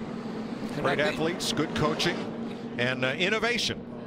Yeah, I think that puts the pressure on everybody, Mike. When they start seeing times like that, it makes you want a tire changer go a little quicker, but the gun's only capable of doing so much. That's where some of the complaints about the gun come in. And that's what I was going to say, DW. 13.4 on Keselowski. I wouldn't want to try to get to a 13.2. Trevor Baynes brought out the most recent caution flag. So after the most recent stops, Kyle Larson, Eric Jones, Chevy and Toyota, Bowman and Menard, Byron and Logano, your leaders. Every weeknight, get opinion and analysis from the experts. The best in NASCAR break down all the action from Bristol, along with the biggest names and the hottest drivers. Stop by. It's NASCAR's #1 rated daily show, Race Hub, weeknights, 6 p.m. Eastern on FS1. 165 laps complete in Thunder Valley. Well, Ryan Blaney has led the most laps today. I think the jet dryer is probably in second place in that category. Another rainstorm has called the field to pit road. Cars getting covered up, drivers climbing out for the moment as we wait for what we hope will be another little brief rain shower to pass. And then we've got one more pretty good sized window to get much more of this race in. So while the red flag is out, let's go down to Chris Myers and Michael Waltrip to recap things. Thanks, Mike. And a third red flag of the afternoon here in Tennessee. And it started with action right away. Michael McDowell loose, racing Daniel Suarez, Chase Elliott, Martin Truex Jr. 2 of the 8 cars caught up in it. Chase Elliott there, you can see with heavy damage. Jimmie Johnson in the 48 car slipping through the middle of that mess, and he's got a fast car today. All right, red flag out. Lap 50, we were there for 25 minutes. 8 laps to go in stage 1. Trevor Bayne involved with Chris Buescher. Race leader Ryan Blaney nowhere to go and leading 99 laps, taken out of the race and frustrated. Yeah, Bain just didn't have room to slide up the racetrack. Chris Buescher with a fast run off the corner, and they made contact. Unfortunately, the leaders were right there. And then some strategy, Chris. A lot of the leaders pitted. Brad Keselowski elects to stay out. That's great. He wins the stage, gets that playoff point and some stage points, but it's put him back in traffic. That's the face of Kyle Larson searching for his first win of this year, and he's our leader with UC 85 laps to go. 7 different leaders today. Stenhouse Jr. the fastest lap. Let's get ready to go racing again. Rejoin Mike Joy, Darrell Waltrip, and Jeff Gordon. Thanks, Chris. 165 laps are complete as the drivers climb back in after the 3rd red flag of the day. And folks, despite all the rain, this is the best weather in the southeast. We've seen pictures of baseball-size hail in Lake Wylie, South Carolina. There's been tornadoes touched down. I believe they closed the tower at the Charlotte airport for a while. It is messy everywhere but Thunder Valley, where we are ready to go. And all of this weather and the threat of more makes it tough on crew chiefs. So it's time for Winning Decisions, brought to you by McDonald's $1, $2, $3 menu. Yeah, and this would have to do with my trends. You see right there, I look at them every week. Our last 10 Bristol Spring races, the average of the last caution, 18 to go. 5 races with 10 to go and 4 overtimes. Those are out the window right now.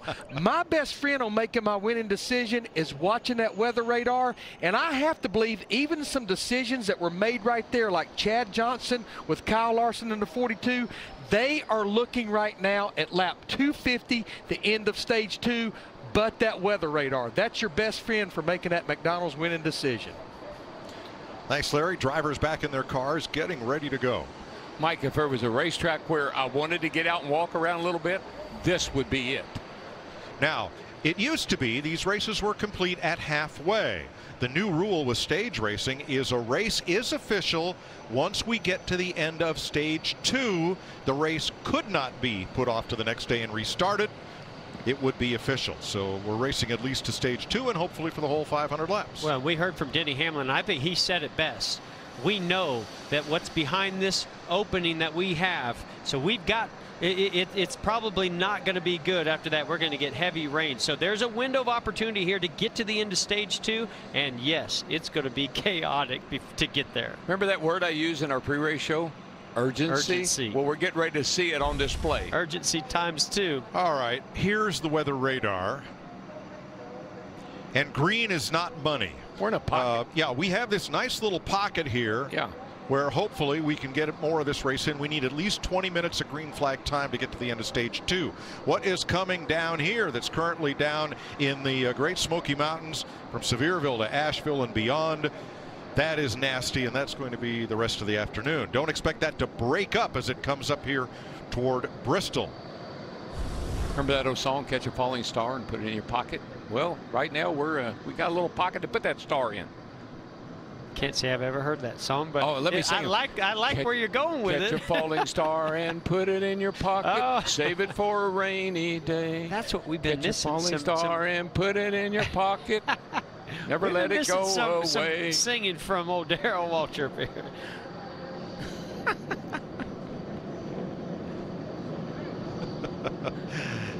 On a more modern note, what kind of music does, say, Joey Logano like?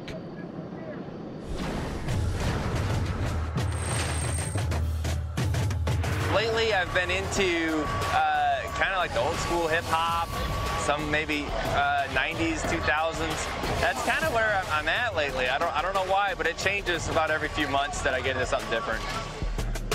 You know what I don't like about that? Old school. He's talking about 2000, for heaven's sake. Yeah, the 90s are not exactly old school as far as I'm concerned. I think he was born in 1990. I'm telling you. Perry Como sang that, by the way. Yeah, he did. I know. Jeff has no recollection of Perry Como whatsoever. Nor does anybody under 60. Don't feel bad. How about Doris Day? How much that doggy in the window? Did you see the official just throw up their arms? They heard you. Doris Day, she got over in Carmel, California. She got a hotel that's just for dogs. Yeah, Morris Day I'm familiar with, not Doris Day. Come on, man. What was it? Morris Day in the Time? In the Time, yes. Yeah. I don't know. There you go. You guys are killing me. If there was a shark, we would have jumped it by now. Come on, get in the Wayback Machine with me. That was my Wayback Machine. His Wayback and your Wayback are about a generation apart. Yeah. And that's okay. Nothing wrong with that. There's the visor cam that Bubba Wallace kind enough to wear for us. We've got some trick shots for you. We've got that side panner camera on the 88 of Alex Bowman. Thanks to Greg Ives and his team for allowing us this extra view out the right side. And we've got a suspension cam on A.J. Allmendinger's car. And a spring rubber that's hanging there ready to go. What they did is you can see that tie wrap where that held that spring rubber in there. They just reach in there and grab, get a hold of that rubber and flip it out of the spring, and it's just hanging there by the tie wrap. As loose as everybody's talking about being, I don't think we're going to see that go in that spring. But I think that was put there in anticipation that if the track tightened up, that would give you a great adjustment. Yeah, they can pull it out or they can reach in there and slam it in. Either one, whatever the car's doing. Another neat view. This from the left side of Denny Hamlin's car. Looking over at teammate Kyle Busch. Just amazes me how low these cars go. I mean, they're just right on the ground everywhere we go. 27-minute red flag has been lifted. And we're back underway with 84 laps to go in stage 2. Here are your Toyota top performers of the day thus far. Eric Jones will restart on the front row.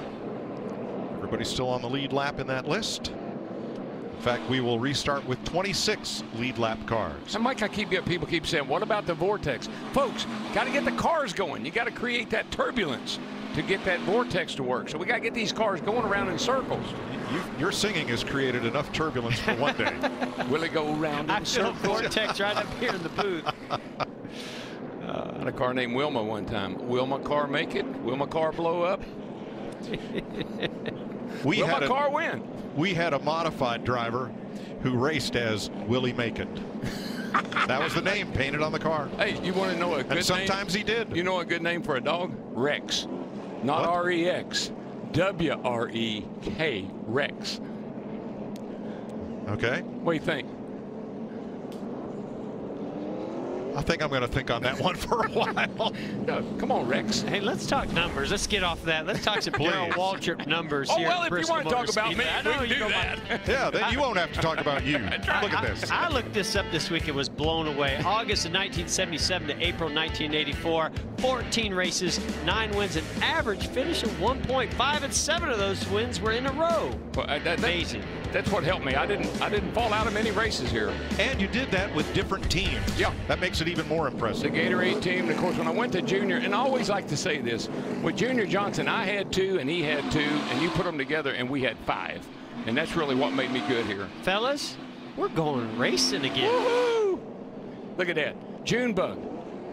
Well, the original Junebug. Legend as a driver and as a car owner. You have never lived until you... one of my greatest thrills of life was driving for that man right there. He was my hero when I was growing up as a kid in Owensboro. Lights out on that pace car. So Kyle Larson elects the outside with Eric Jones. Next to him on the front row, Menard and Bowman, Logano and Byron, Kurt Busch, Jimmie Johnson, Kyle Busch, Denny Hamlin will be your top 10. Pace car is in. I think that inside's going to be a handful on this restart. Green flag. Here we go again. Well, Paul Menard, he's hooking at the outside and he's going somewhere. So is Joey Logano. And here comes Kurt Busch on the outside. Whoa, Menard got a little bit loose. That opened the door for Logano. Looking underneath Menard. He's going to hold off. The Wood brothers going for their 100th win. It'd be great to get it here. That's Stenhouse and Bowman side by side. Boy, Eric Jones did not get going, and he's now holding up that whole inside line. Yeah, those tires sat there, got cold.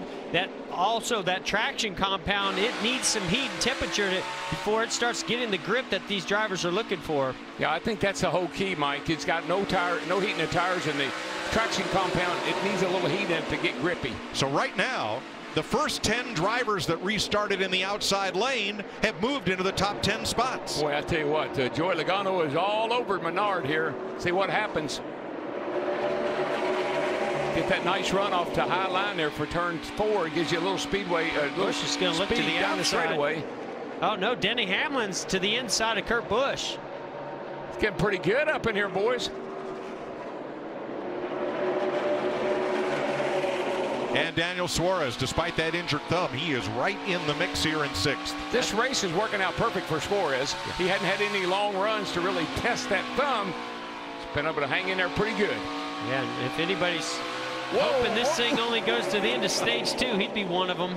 Logano inside the 21, looking for 2nd. Not that time.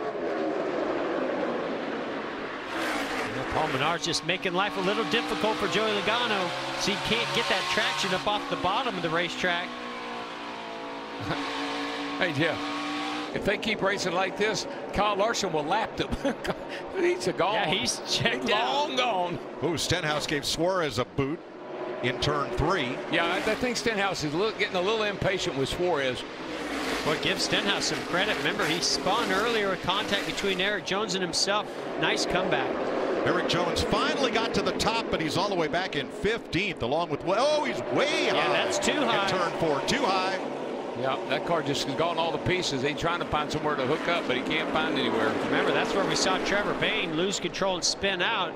Eric Jones did a nice job of just keeping this car going straight. I heard a lot of guys say when the tires set a little while, cool off like that, they just don't work the same. Replay on the right of what happened to Eric Jones. Denny Hamlin for 3rd against Joey Logano now.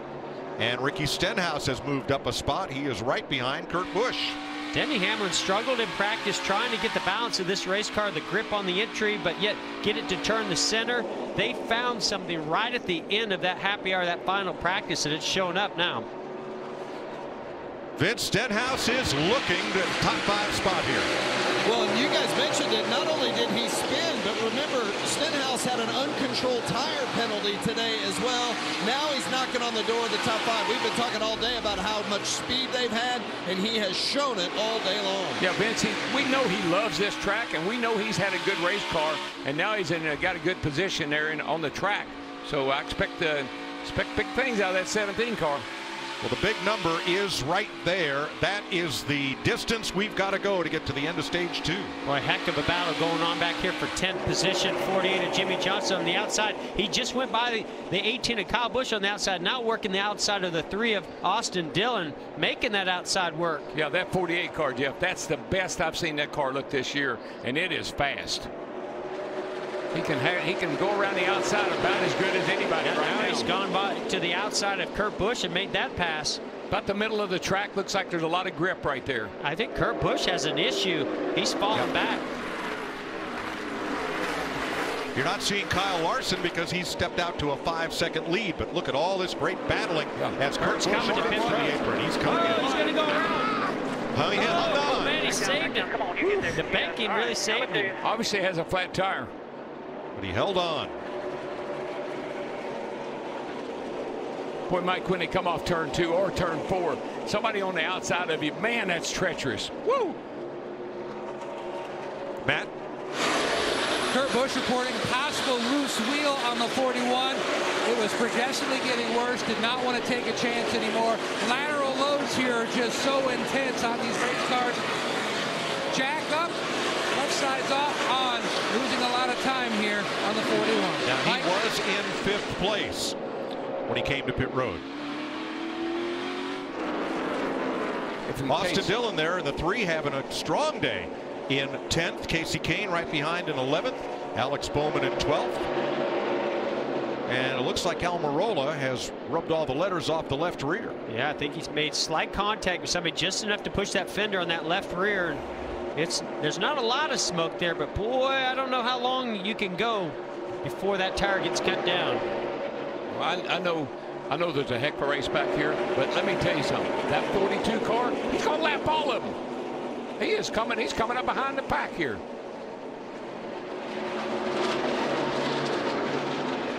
Ricky Stenhouse on a cloudy day goes underneath Joey Logano, who beats him off the corner, but so much Stenhouse is fast. So much drive off that high line. If you can hook it up, you got a lot of speed right there.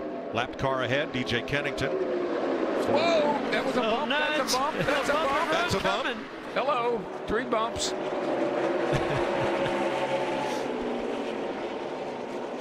Didn't seem to bother Logano any. Oh, no. not much does. Guys, just think about Ricky Stenhouse Jr. At lap 61, 130 laps ago, he was the caution, and there he's up inside the top 5. Kyle Larson with a straightaway lead on Denny Hamlin. Then Paul Menard just ahead of Joey Logano and Ricky Stenhouse, your top 5. We're going to go side by side at Bristol. Well, Mother Nature lost patience with the racetrack, and we're under caution at lap 203 for rain once again. Before we had some great action, as you saw during that double box break. Show you what happened to Eric Jones as he got up and into the wall. No caution here, but boy, I don't know. This 20 car just went all to heck on this run. I mean, he just couldn't do anything with the car. Got loose, smacked the fence. And Joey Logano battling Ricky Stenhouse. It's just, you know, they get to the edge. Normally that would catch the right rear tire and allow them to turn and carry momentum, but right now you get up there and you just lose it. Fastest car on the track may be Kyle Busch, and he's been playing cut and thrust here. Yeah, he's going through the field now. That thing's hooking up for him. And that's actually pretty unusual to see Kyle doing that on the bottom. He's been real fast on the top. Here's Keselowski, also jumps over the edge of that rubber that's built up on the top. Jamie? Well, you guys noted how fast the 18 of Kyle Busch was. Right when that caution came out for rain, he said, we just need long runs, man. These guys will be my lunch. He said his balance is good, especially up top. All right, 204 laps complete. Kyle Larson had stepped out to a straightaway lead of 7 seconds over Denny Hamlin, Paul Menard, Kyle Busch, and Ricky Stenhouse. That was Randy Seals, race team engineer for the 17 Sunny D Ford. Got spun early, you know, feel really good about the car. Car's got a lot of speed, and track conditions are going to be quite a bit different today. It's cooler, 25-degree air temp, cooler.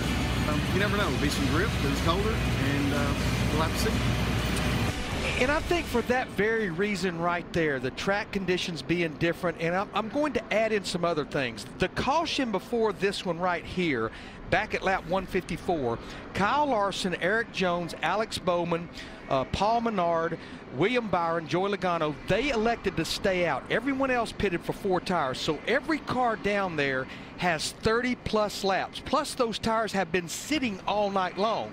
I personally believe with 40 laps to go before we get to the halfway, to the end of stage 2, I think everyone's going to come get 4 tires, make anticipated adjustments on those race cars based on these conditions. Now, one car I do want to focus on is Kurt Busch in that 41 car. Good race car, a backup car. But at lap 186, he only has 15 laps on his tires. He had to pit for a loose wheel. He is 3 laps down. If I was Billy Scott, if everyone pits, I would stay out, take the wave around, and get one of those 3 laps back right here. Agree. And then after that, if the 2 cars ahead of him that are 1 lap down also take the wave around and we get a quick caution, Kurt Busch going to be looking pretty. Yeah, it's going to be really fascinating to follow that story and see if he can get those 3 laps back. He certainly has the car to be able to do it. The only thing I heard these guys complain about yesterday when they stopped and started, that when they went back to racing, the tires that had set for a little while had no grip in them. Remember Kyle Busch early in the race? He took off in the lead. They stopped the race for a wreck early. He fell back, and he said his tires would not hook up. Yeah, I definitely think DW, I think they're going to, most of the teams anyway, I think that what's going to be the factor to Larry's theory is, do all of them feel that way? But most of them, I've heard, they do not like these tires after they've sat for a long period of time, and they've sat a long time. And they're wearing the left sides out quite a bit. And the good news, Goodyear and NASCAR gave these teams an additional set of tires for that reason right there, because of everything else going on with the weather. Well, NASCAR Chasm tweeted last night, we had rain delays and Bain delays. Yesterday was enough to make you forget that this is Trevor Bain's home track and best track. He has a 5th place finish here, an average finish here of 16th, his best of all the Cup tracks. But yesterday he brought out 2 caution flags, both of which led to red flag delays. Hopefully he can get going here and improve on 25th spot. Yeah, you said we're going to call it Thunder Valley today. We're going to call it Wonder Valley today. We wonder if we're going to get going or not, and we wonder what's going to happen. And we're not alone. No, a lot of people watching, I hope. Hello, everybody. Yep. Yeah, and I want to say a big thanks to the fans that came out. I mean, you know, the conditions yesterday were tough with all the rain. Today, it's still these spots popping up, but it's cold.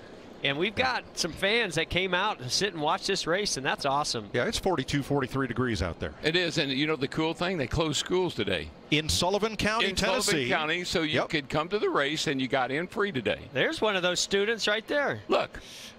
Come on, let's go to the race. Now, usually they close schools because of icy roads and bad weather. But I'm buying your story, and I think it's great. I hope a lot of folks brought their kids.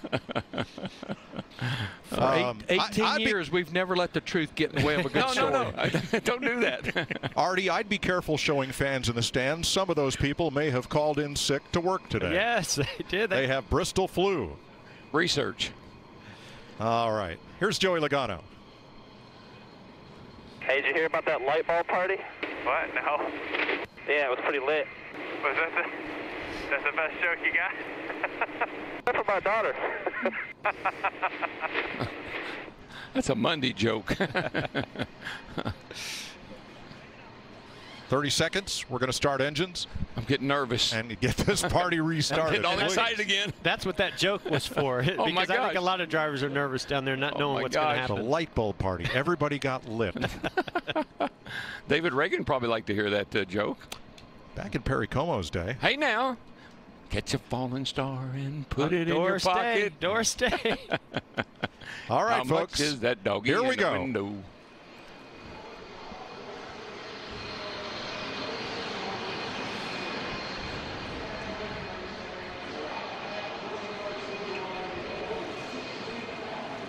Still a couple of jet dryers on the track working turns 1, 2, and 4.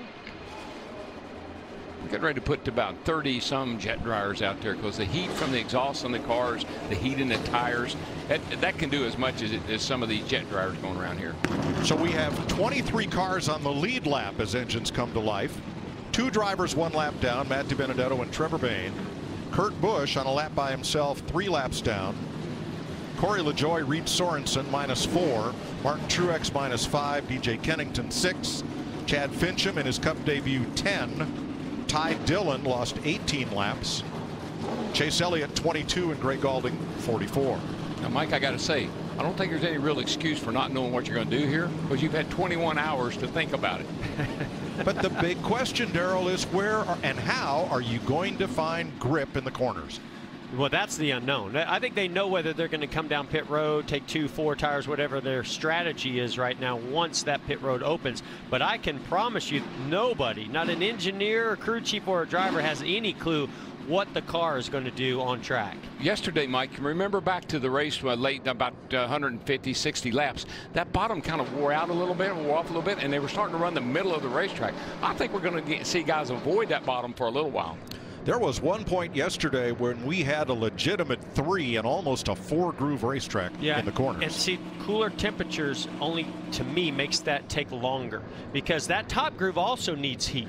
It needs rubber to lay down on the top. It doesn't have the traction compound. It just has the surface that the tires will adhere to and build up rubber and grip up there. And when it's cold, they'll stay around the bottom longer. I know, I agree with you, Darrell, they're going to take longer to get the heat in that traction compound, so it's going to take a few laps. And I'm wondering, too, Larry, did we get a temperature from Goodyear at which these tires will start to lay rubber into the racetrack? At Martinsville, we had to get up to, I think, 60 degrees before the track would take rubber. And that's track temp. And I think it's the same here because it's the same type of surface. We talked about the corners at Martinsville being concrete. We have the same surface here all the way around. But think about this, guys. The jet dryers have been out on the racetrack. They're putting heat in the racetrack. True. The jet dryers are, so that's a big plus. Okay, Matt? Hey, Mike, when you look at the track conditions and how to deal with what we're dealing with right now, you can see the jet dryer trying to get this racetrack ready. But what Jerry Kaproff from NASCAR and his staff did, they came out with the jet dryer and they went around the bottom 4 feet, which typically they have put the traction grip down, and they heated up the racetrack. Then they came back and put a thin application. Typically they go 80-20, the PJ1 formula and the dilution solution. but because of the colder conditions, they want this track grip to firm up much faster. So they used much more dilution solution to help speed up that process. So they're pretty confident what we're going to see here shortly. Cars are rolling. A friend of mine watched the race yesterday. He said today, he says, it's not April 16th, it's January 106th in Bristol. I think he's right. Well, I hope you got your taxes squared away, because that was tax day yesterday. What kind of weird weekend, Mike? Friday the 13th, and then yesterday was tax day. I love you, Darrell, but since the 15th fell on a Sunday, you have until April 17th. Today is a holiday in some states. Boston Marathon, Patriots Day, things like that. Whew, well, thank goodness. We'll be at the post office tomorrow. I'm going to find out what the late penalty was. But hey, I know it's a holiday in Bristol. We know that. That's right. You know, Mike, you were asking me about working on a car during a red flag. There were obviously things that NASCAR allowed these teams to do this morning, like clean the windshield. But one thing, you know, if you're in cold weather in your passenger car, you want to let that car warm up a little bit in this type of weather. They did let them plug in the oil tank heaters. They have a remote oil tank in the rear of the car. They have heaters on them, like blankets. They did let them plug them in to kind of heat that oil up in that remote oil tank. Uh-oh. Kyle Larson got a leak in his car. He's looking down. Where'd that come from? Oh, gosh. Looking up, man, I got to figure out where that's a hole somewhere. Well, now you have the roof hatch. So maybe a little rain sitting there, and those. Well, these race cars are not watertight. No. So even though they put that cover on top of them, there are ways for water to get inside. What they're going to make sure they do is cover up anything electrical to make sure that none of those things get wet. I'd be hoping mine was jelly tight today, going through the PJ1. So the track is pretty dry. However, pit road is not. Mike, here's another thing to think about. Kyle Larson got that bruise on his arm. He's got another day to rest at. He got a little workout yesterday, got a night to rest. He should be in good shape. Same way with Suarez. Had a little problem with his thumb. Had a night on that to rest. He should be in good shape. Now, crewmen are working hard to dry their pit areas as well as keep warm. I mean, there's a whole crew on their hands and knees right at the start-finish line trying to make sure their pit box is dry. That's Austin Dillon's crew hard at work. It is amazing, though, how quickly they can dry the concrete. The track itself, I mean, it didn't take, what, 45 minutes? Pit road, it's all concrete. The teams get the blowers out, and they got that thing ready to go. Because, Mike, guess what? They're going to be in action here in just a minute. Well, I know the corners dry fast. It's about, what is it, 33-degree bank in here. It takes no time to get that dry. And I'd actually spoke to a Goodyear representative. They told me they're not concerned with that right side tire laying rubber. It's going to lay rubber even in these cool conditions. Good to hear. These caution laps are counting. We're at lap 208. Still threatening skies here and pop-up showers throughout the region. Got to get up a little more speed, guys. The vortex got to get up to about 75, 80 mile an hour before it really kick in. We're going to get mail. I don't care. Hey, I was watching the national news this morning, and they were talking about a vortex up east. Guys, so I said, yeah, I know where there's another one. Now, guys, come on, speed them up. You know, we all are looking for a little luck here on the weather. Yes. I think we just saw some, because there was a huge cloud of rain that just passed by south of us and just missed us. So this track could have been completely gone again, and it didn't. So I feel a little bit better. Yeah, there's a little bit of water out there, but we got really lucky. I don't know if the way this track is, a few raindrops doesn't seem to affect it that much. No, light rain, I think no problem here. Once there's heat in the tires. I'm told there's a vortex coming from our booth and going skyward. There's plenty of hot air from right here. We're working it, baby. We're working it. So the vortex theory, which I advanced to Darrell about 20 years ago, and he adopted it as his own, is that when the cars are going around at speed, they create a rising column of hot air, and the rain stays away. Scientists have debunked it time after time, but the anecdotal evidence is it's not going to rain until they wave the checkered flag. I tell people all the time, the guys that fly the Goodyear blimp, they say when they go over the racetrack, they can feel the air from the cars as it goes up in the air. So, I mean, that's all I need. Okay. And, Mike, I just want you to know I never had an original thought in my whole life. By the way, I spoke too soon. I jinked it. What happened? It's raining. No. Yeah, it's pretty wet. All right. Ty Dillon has come down pit road, which officially is not yet open. So There will be a slight penalty for that. And there's Trevor Bayne, also under repair and taping down the hood. Everybody's had, well, not everybody, but most cars have been caught up and swept up in at least one of the crashes that we had yesterday. Crashes and spins, there were 6 of them. You know, yesterday I did some pace car rides, which was kind of cool. I hadn't been on a track in a while. It's kind of learned a few things about the track. They said, take them 2 laps. I said, dude, that's 30 seconds. You don't want a 30-second ride. I said, you got to go more than 2 laps. Hold on. I know that pace car's fast. You tell me you're running 15-second laps in that pace car? Felt like it. I thought I was. Put a number on that thing. I thought pit road will be open. And pit road will be wet. Yeah, it's going to be damp coming down pit road and into the pit boxes where they've been working the blowers and trying to wipe things up. Yeah, pit now before it gets real wet. Now, the big number to remember is right up there near the top, 38. That's the number of laps we need to complete stage 2. And once the second stage is completed, if we have to stop, the race would be official. Wow. 42 stayed out. Matt. And Mike, when you look at the conditions, these athletes that are going over the wall, very frigid conditions. And think about when you're a baseball player, a football player, having to try to execute in these kind of conditions and not being warmed up. Ortho Carolina Sports, their motorsports program, Bill Heisel, Ken Brett, they work with a lot of these athletes to go over the wall to do exercises and stretches to try to warm up a lot of different muscles to execute here on pit road, Vince. Well, the 17 of Ricky Stenhouse Jr. is down a set of tires because they spun early in the race. They would have liked to have stayed out and saved a set, but just couldn't gamble to it. So they came in 4 tires for the 17, Jamie. Paul Menard in the 21 was strong yesterday, had a pep in his step when he left the racetrack. A 4-tire stop here. They have an extra set. Meanwhile, the 18, Kyle Busch, it is so cold down here. And the pit crew getting warmed up. I can see some of their helmet visors fogging up. They get the job done, and it's clean. Now, you know what?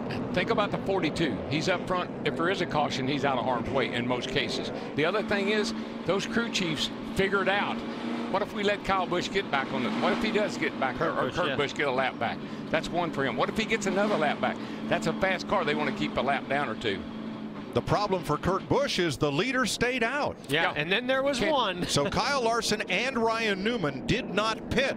And that means that there will be no wave around. There's only a wave around when there are lap cars directly behind the pace car. Think how frustrating that is. If you're one of those cars 1 lap down or you're Kurt Busch, all you needed was one more car to come down pit road. And those 2 drivers, Kyle Larson and Ryan Newman, they have basically, Newman has like 30+ laps on his tires, but Kyle Larson has 53 laps, plus, to our point, sitting there all night long.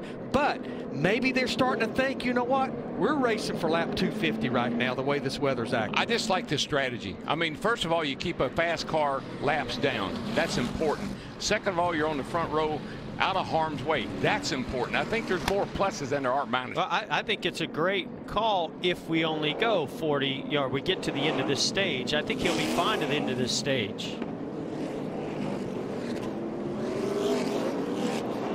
We documented yesterday the story of Canadian driver DJ Kennington carrying on his hood the emblem of the Humboldt Broncos, that junior hockey team that lost 16 members in a terrible bus crash, and learned last night on Twitter that the team, Gaunt Brothers Racing, is going to auction off that hood after today's race, and the proceeds will all go to benefit the Humboldt Broncos. Great gesture. That's fantastic. What a great tribute.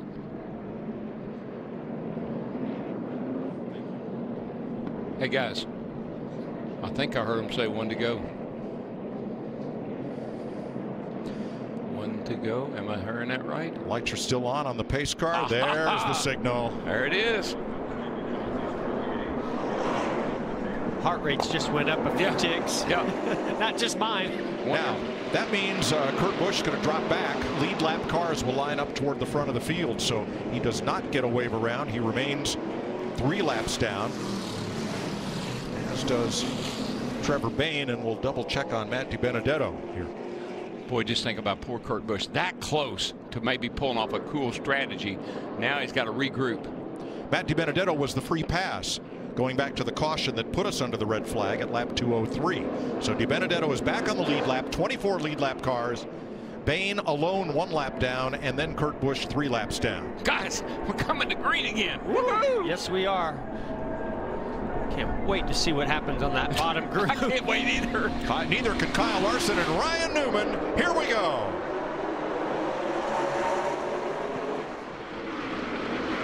Whoa, big loose moment for the 42 of Larson down in turn 1. Whoa, man, here comes Hamlin on the inside of Kyle Busch. Hamlin's going somewhere. He's in a hurry. No, Kyle Busch takes second place back. Jimmy Johnson coming around the outside of Ryan Newman for 4th. Well, these things are waltzing all over the place. Everybody's a little loose, but making it fine so far. Big gaggle here behind Brad Keselowski. Paul Menard looking at Newman. This is for 5th. And this is right about that time where that traction compound might start getting some heat and a little bit more grip. Newman had some damage from earlier in the race. That's tough coming off a corner underneath somebody like that. So easy to get loose or push into the guy on the outside. What's Newman got dragging? Yeah, he's got that rear bumper cover kind of hanging off there from that damage that he had earlier. Cosmetic damage. I like that. You have that here. Now it's Alex Bowman trying to get to the inside, and does, behind Ricky Stenhouse. Joey Logano. He doesn't mind cold weather. He grew up in it. Hey guys, you know Brad Keselowski kind of wouldn't tip his hand. They went with left sides only on that stop right there. Everybody else did 4. So Keselowski restarted in 5th. I think that 11 car, I tell you, I'm impressed. Started 25th. Here comes Johnson underneath the 18 car. That's the 11, the 42, and the 48. That's the best cars on the track. And we saw this yesterday. The 18 of Kyle Busch really struggles at the beginning of the run. I think until this track really changes and starts to tighten up later in this race, I think you're going to see him really struggle at the beginning. Yeah, Kyle Busch went to the middle of the racetrack, and he really picked up a lot of speed yesterday. We'll see how it works today. I just think it's going to take a while for that groove to come in. Oh, Casey Kane up the hill from Joey Logano. Here we go. 3 wide. Something got to give. Something got to give.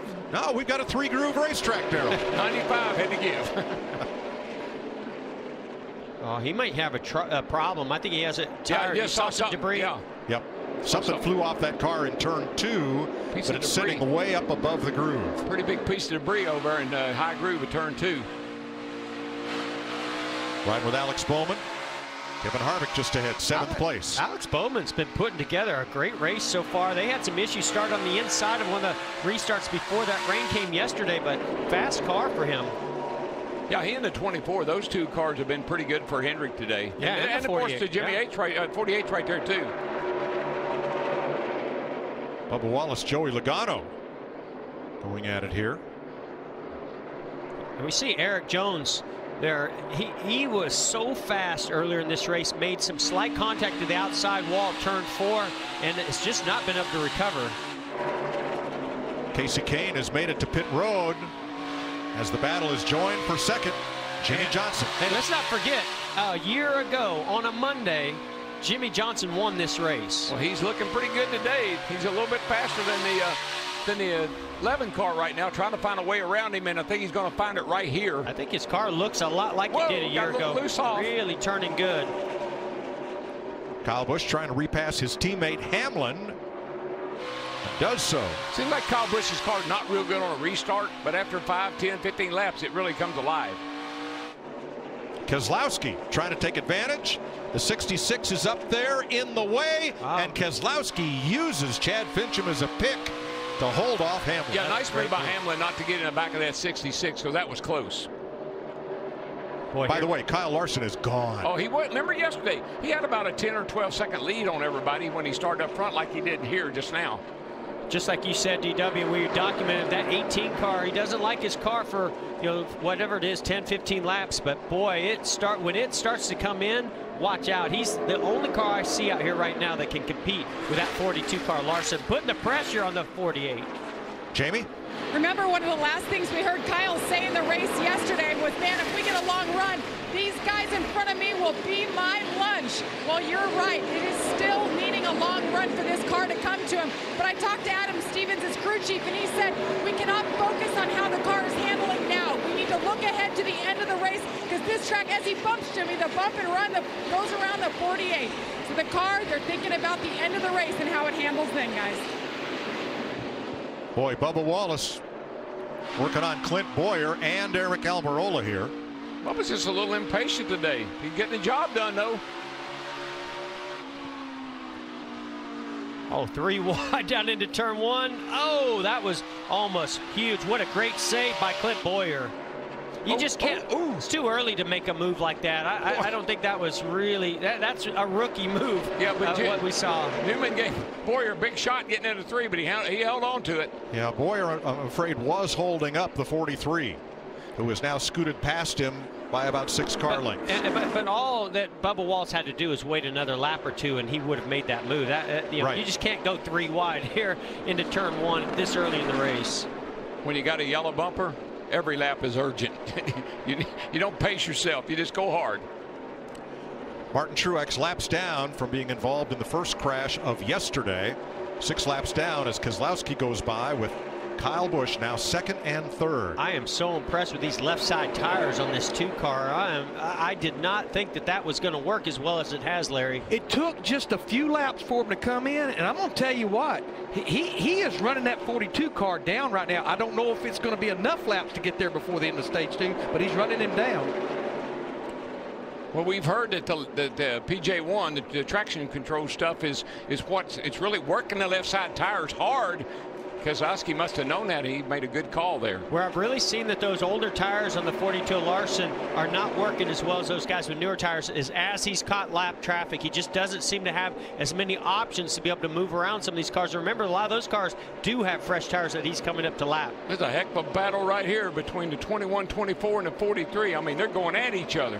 10th place and a playoff point, or rather a point at stake here, a stage point, as Kyle Larson has been caught by Keselowski, who gives him a shot and takes the lead. Bump and run.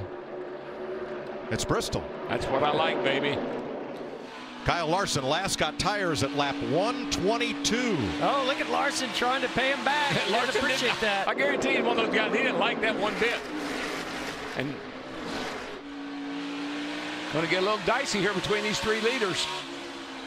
6 Larson to go in trying stage to work 2. That top groove. Ooh, not enough grip up there yet. He's going to lose a position. I don't know. He's got a lot of steam down that back straightaway. Watch Larson go to the top.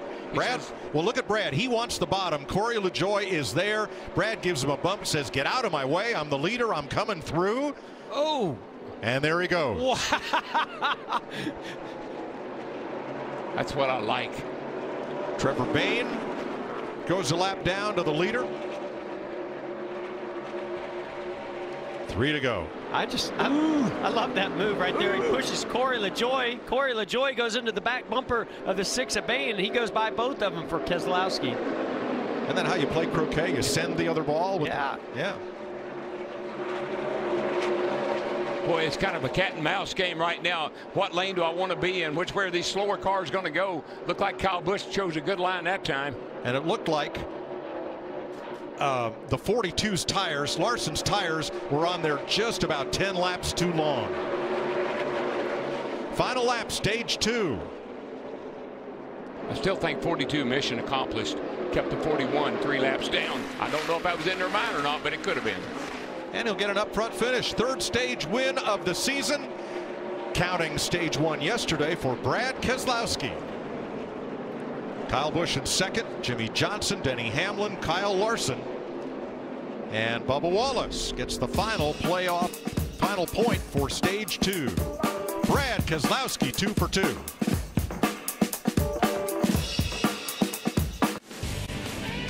Sweeper picking up some loose stuff from the top of the track as we get ready to open the pits at the end of stage 2. What do you expect, Larry?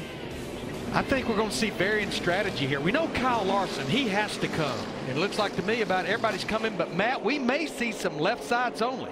And that is some conversation, Larry Mack, up and down pit road, hearing crew chiefs say, clean off those right side tires in case we call an audible. Jimmie Johnson will go 4 tires on the 48. Meanwhile, the 42 of Kyle Larson, last time he pitted for tires, lap 121, getting those off.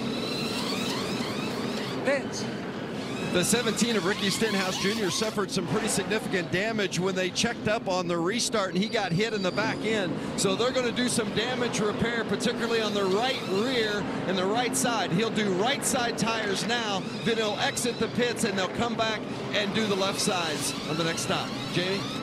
Brad Keselowski in the 2 has won both stages so far in this race. Said it starts off a little bit loose and the track really hasn't tightened up much. Air pressure adjustment, 4 tires this time. The 18 of Kyle Busch, he said his car just won't fire off on that low air pressure. No grip, air pressure. They added some tape and 4 tires for Kyle. Thanks, Jamie. Brad Keselowski first off pit road ahead of Jimmie Johnson and Kyle Busch. And we're going to dial up Brad Keselowski. Hey, Brad, this is Jeff up in the Fox Sports booth. You got me? Yes, sir. Can you hear me today? There you are, man. I got you. Wow, that was impressive. I mean, you guys put left side tires on. Interesting strategy call, boy, and it really worked out. Took a couple laps for that car to get going. But tell us about the changing conditions and the strategies and everything that's going on in today's race right now. Yeah, the pace, Jeff, is just really fast. We're in the 14-second bracket here, which is screaming. So we just got to keep up with it. I'm sure the track's going to slow down a little bit, but right now the track's fast, and the discount tire Ford's fast. We're going to make the most of it. All right, thanks for talking to us. Good luck the rest of the way. Thank you, bud. Brad Keselowski has won both stages of this year's 500 lapper in Bristol.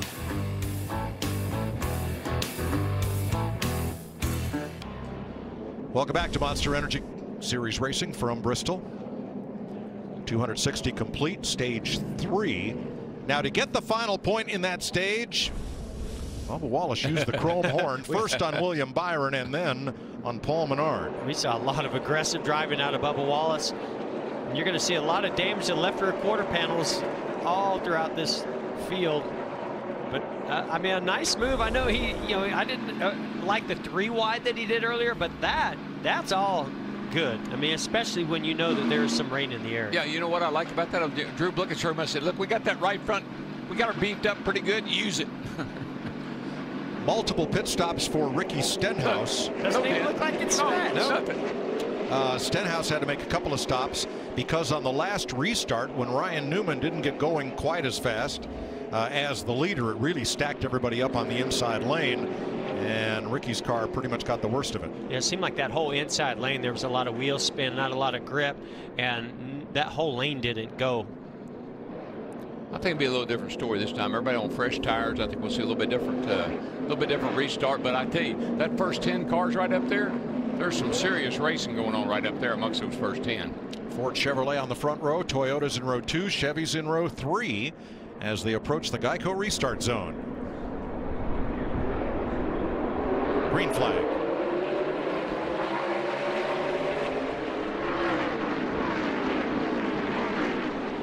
Boy, Hamlin thought about taking a look, and he's going to get there. Man, he went that outside, and it worked. It stuck. See what happens here. Oh, I think that's an awesome move for Denny Hamlin. Hamlin has had probably the best car, working his way through the field and in the front now, and the car looks really, really good. Right. Great job Alex on Bowman. Alex Bowman following suit to Denny Hamlin, using that outside lane. I think it works for about 2 laps, maybe 3 in these cold conditions, and then I think you're going to have to get back down. So we see Jimmie Johnson clear Brad Keselowski. Boy, Jimmie Johnson, Jeff, he got a pretty good car today. Really good car. He's going up there to challenge Hamlin. I think this is where Denny needs to get down. Yeah, there he goes, back down to the bottom. This is a big week for our leader. We go to his home track this week, Richmond, and he's got his celebrity race leading up to the weekend events there at Richmond Raceway. Has a 48 led a lap this year, Larry? I'm not sure if he has just or not. Lets him go by, or he has a loose wheel, I think. He got a problem. Wow. Johnson, the new leader. Not for long.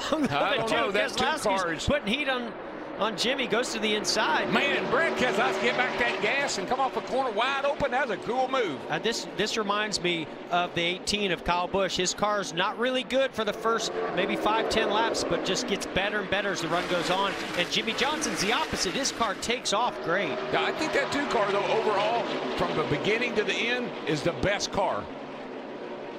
Matt, what about Hamlin? Mike, a little earlier, you saw Hamlin's teammate Eric Jones out pit road for a loose wheel. It was the right front. Hamlin came on the radio and said, I've got a loose wheel on my 11 car. Not a happy camper at this juncture. Alex Bowman trying to take advantage of Denny Hamlin, and Kyle Larson looking. Boy, that was that could have been ugly right there. Larson really cut that 88 car some slack right there. This is going to be the first experience, I feel like, for Alex Bowman to battle with his teammate, 7-time Jimmy Johnson. Oh, no, I wouldn't worry about Jimmy Johnson. I'd be worried about that red M sticking in my back end. I tell you what, Larson is not going to put up with this very long. He'll be wanting to move that 88 out of his way. And this is, if you're Larson, you're trying to get back just a little bit, hook that bottom, get a run up off the corner, just get your bumper an inch inside the rear bumper right of there. Alex Bowman. There he did it. Bowman made a good move. He knew that the 42 of Larson was there, and he didn't cut him off. And that might cost him a few more positions. Now here comes the 19. Here's 11th place. Here's 11th. Yeah. Joey Logano getting past Clint Boyer, and Eric Almirola looking. Suarez. Man, and how about, look at Bubba. Bubba said, now I don't mind using this bumper. I got a good bumper, and I'm going to use it. Vince? Yeah, Bubba Wallace, although he said I need some overall grip, he is wheeling that thing, and he is not given too many opportunities for breaks of other guys. He is sticking his nose in there. Pretty good run for a guy that's never been here before in a Cup car. Man, he's running it. It's facing 6th place, and he has got a really nice race car right now. I think it's pretty clear, Darrell, he doesn't expect this to go 500 laps. He's driving that way, I can tell you that. Jamie. Well, you guys, we talk so much about the pit crews and what they're under this year, being down a man. And also the tight pit crew. Watch this, the 21 Paul Menard's car on that last stop. Tire carrier Tyler Mitchell. Watch the tire get hit by the 31. When he comes out, he actually still catches the tire. Now that's, oh my gosh. That's a catch. Even in the NFL, that's a catch. What a catch. Wow. Wow. And that thing is heavy, too. That car weighs about 70 pounds. And I do know that's one of the concerns, having less pit crew members, and they're going to be carrying 2 tires, and they just come around the front of that car a little bit wider. And on a tight, narrow pit road like this, that could be something we see a little bit more of today. Almost was a scary moment, but what a catch. Yeah. I got to see that ready again. to see You this got to see this. the first time. That's amazing. Now that tire's like a big basketball. You're going to hit it, and it's going to go. You see how wide Here he is? comes Newman. See, he's just coming really in wide. Bam goes the tire. It's going to bounce off the wall. That's what, 70, 80 pounds? Yeah, with that inner liner in there, Mike, that thing is heavy. And what presence of mind to catch it, keep it in the box, and complete the stop. That's amazing. That is awesome. That's an athlete right there. Yeah, that's what I was going to say. That's athleticism right there. Pretty lucky that tire came back and bounced off that pit wall. Tell you what, boys, going to have a little battle for the lead here before very long. That 2 car, the 18 is catching. Here we got a heck of a battle for 3rd. We got battles everywhere. I was going to say, there's a 3rd car that might go up there and battle for that lead also, and that's the 42 of Larson's. I think he's really good right now. Going to try to get up there and join our leader, the 2 of Keselowski, the 18 of Kyle Busch. This right here is the battle, though. Now the Wood Brothers stop, even with all that, it was a 19-second stop. Well done. Pass me that tire, will you? It's tightened up right here for the lead. I think the 18's a little better than the 2 now. That 18 seems to take a few laps to come in, but when it does, he takes off. I think the same thing might be could see about Kyle Larson too. A little slow on the get-go, but once it comes in, he's strong. He's strong. What did Kyle say yesterday? Lunchtime? Snack time right now. Yeah. I'm just glad it's not supper time. Right. Going to have some lapped cars ahead for the leaders. And if we're going to see an outside groove form, this is when it's going to form. It's when you come up on lap cars. Yeah, we see a piece of that rear bumper hanging off the back of Corey LaJoie's number 72. You know who's really liking this right now is that 42 car, Kyle Larson, because he is able to catch up with these guys while they're dealing with all this traffic right here. Yeah, this is basically what cost him the lead before that second stage ended. Whoa, now Ty Dillon had damage earlier. That's why he's the slow car. So LaJoie in the 72 gets by him. And I think he learned something last time because he goes to the high side out of the way of the leaders. Like that, in about 5 laps, that 42 came from a straightaway back to catch these guys because of lap traffic. Now that bumper, as long as it stays attached, NASCAR would leave him on the racetrack. If they felt that was in danger of coming off, they'd make him come to the pit and fix it. Battle for 7th here on the right with Alex Bowman getting underneath the 21 of Paul Menard. You just see that momentum, that outside groove. They can make up time on the bottoms. You see Alex Bowman does that, but as he comes off the corners, the rear tires just don't have as much grip like that 21 does on the top. Oh boy, that was tight. Now Jamie McMurray got the free pass last caution in the number 1. He's about to get lapped again, and we may, not quite, have a lead change here. Boy, that Larson, is he tenacious? You know, he reminds me of Cale Yarborough. Cale was the same way. Cale didn't care how the car handled, if it handled at all. He would make up the difference. And it looks like Kyle Larson's going to use his teammate Jamie McMurray. He's had some damage, slower car, use him as a pick. And here's Brad Keselowski's radio about Larson. He's starting to move up a little bit. He's doing the big diamond up to 60-70%, coming off on the bottom on the exit to pass traffic. And Mike, now 3 and 4. Right now 3 and 4. That's what I saw. The 42. He goes in high, then he cuts it to the bottom and gets a heck of a run off the corner. New leader. I think right now the 42 of Larson, who just took the lead, he can run anywhere on the racetrack. But great information by Joey Meyer. He's a great spotter, gives great information.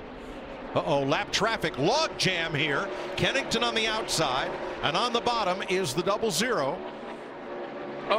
Oh, the 18 really got held up by, is that the 36? Landon Castle trying to get out of the way. Boy, it's just so, when you're as fast as Kyle Larson, some of these leaders are, you run up on these lap cars so much quicker, they don't know which way to go. Well, Darrell, the leaders were running the bottom. Now here's Larson. He just went around that 55 on the top. So if you're a lap car, where do you hide? Yeah, you just have to run your line. You have to hold your line. Yeah. That's the main thing. Whatever lane you're in, stay in that lane. Yeah, you want consistency as a leader coming up to lap up. If they ran the high line the lap before that, you just hope they do the same thing the next time. 6th place. Alex Bowman, Bubba Wallace. That's a battle right there. Austin Dillon's right in the mix. Then here comes Joey Logano, Clint Boyer, and Eric Almirola. Yeah, Bubba's really hanging on. I mean, Bubba's impressing the heck out of me today. He's done a great job. Vince, we got on the 3, buddy. The Daytona 500 winners having a pretty good run here again today. As crew chief told me before they returned that they had to barely touch the car yesterday, and they have hardly done anything to it today as well in regards to adjustments. Austin Dillon inside the top 10, and it has been very consistent throughout the course of this run. And remember, Bubba Wallace is, he's like a teammate to the Dillon and those guys. Bubba's running great. The 3's running great. That just tells me they're sharing information and getting good results. How about Daniel Suarez? A fractured thumb from last week's crash at Texas, but he is hanging tough in the top 5 in that 19. I think what really helped Bubba was Suarez. He had a chance to think about what he needed to do, maybe something a little different for the rest of the race today, and he's had a good run so far.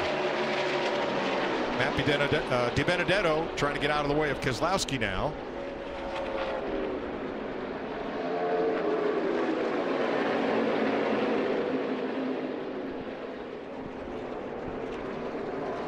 With all that lap traffic, Kyle Larson just can't get away. He pulls under David Reagan, and Keselowski gets a little closer. Back to the 5th place battle. Great battle going on here for 5th. I love what I'm seeing out of these young guys today, especially out of Suarez and Bowman here as we ride along, and Darrell Wallace. Jamie, what do you got on this Suarez? Daniel Suarez, well, you guys mentioned it. He fractured a bone in his left thumb and he pulled some ligaments, and he told me that it's much more painful than he anticipated. And Jeff, you had asked yesterday, is he more of a puller of the steering wheel or a pusher? He told me he's a pusher where he comes over the top, and he said that helps a little bit, but also they change out the steering box to give him a little more support, make it a little bit easier to turn on that wheel and turn it left. Yeah, Jamie, what they would do, they would go to a softer valve. In other words, the car would steer easier, which would put less pressure on that finger, on that thumb. And here at these high banks at Bristol, there's so much load on those front tires that the amount of force that you have to use with your arms to turn the wheel is more than I think any other track we go to. I'll tell you what's incredible is the speeds that we're running around this joint right now, Mike. We were in the 14s there a little bit ago. Right now we're at 1580. That's almost qualifying speeds not too long ago. That's incredible. 306 laps complete. Just under 200 to go. Bubba Wallace gets by Suarez. Kyle Larson led 202 laps here last year, but had a speeding penalty, finishing 6th. He is in the lead for 120 laps so far. Kyle Larson leading with 184 laps to go in Bristol, Tennessee. Time for today's Credit One Bank ones to watch. Well, Mike, I don't know if there's anybody more exciting to watch than Kyle Larson. He's led more laps than any other driver in the field since the beginning of last year, yet he's never gotten a win. I think today could be the day. Jeff, we have so many drivers in the top 10 right now looking for that first career win in the Cup Series. You heard Jamie Little talk about Daniel Suarez and that thumb. He may not win the race, but he may be headed for his best finish of the season so far. Larry, if I said he won in the trucks, he won in Xfinity, he won in Cup, you'd probably say Kyle Busch. So has Brad Keselowski. 2 wins here, might make it 3 today. Excuse me, pardon me. Hold your line. Coming through. Me? Jimmie Johnson does not have a top 5 finish this season, but here at Bristol is the best he's run all season. I'm sure his best finish of night is going to be eclipsed by this run today. Yeah, excuse me. Treacherous up here. Kind of like what's going on out there on the track. Well, I had to be careful with that I didn't know what lane he wanted. Well, you've won here 12 times. I had to be a little careful there.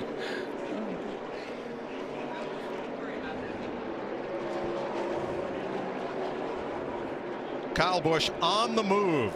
And boy, he's got grip up there right behind him. So does Ricky Stenhouse.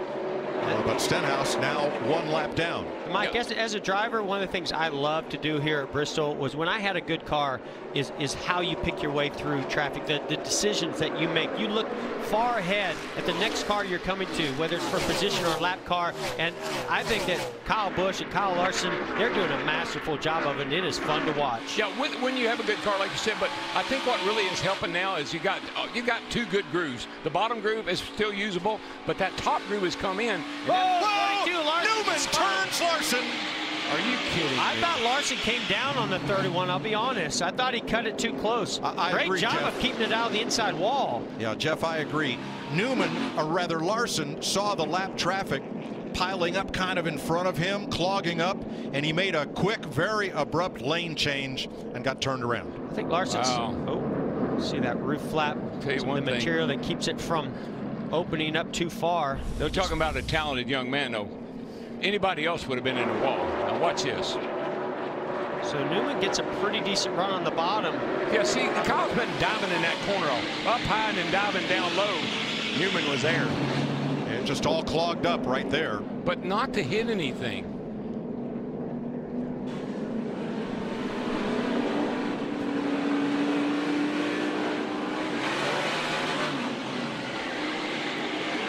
Here's Ryan Newman's radio. It cut across my nose. I think that was obvious. You race your race. You're doing good. Let him know I'm sorry, but he can't just cut across my nose. Yeah, I agree with Newman. I agree. He didn't, Newman didn't want to spin him. Matt. And Jimmie Johnson already in, right side work going on. Said he was trying to adjust his braking system somewhat to try to help to run the bottom a little bit more. Meanwhile, Kyle Larson said his car is good. Didn't really want to call for any adjustments. Keep in mind, another stop, another set of sticker tires. The 42 Vince, they still have 4 sets left in their pit.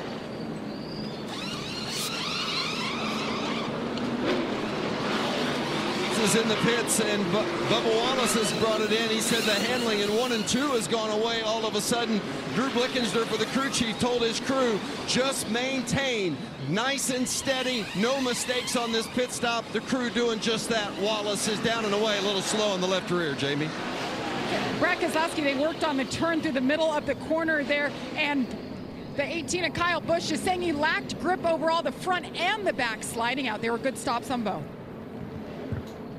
So Kyle Busch comes out as the leader over Larson, Keselowski, Johnson, and Bowman. Hey, Mike, how do you spin out and go into pits and come out and you're running into what? Is he running second or third place? Amazing.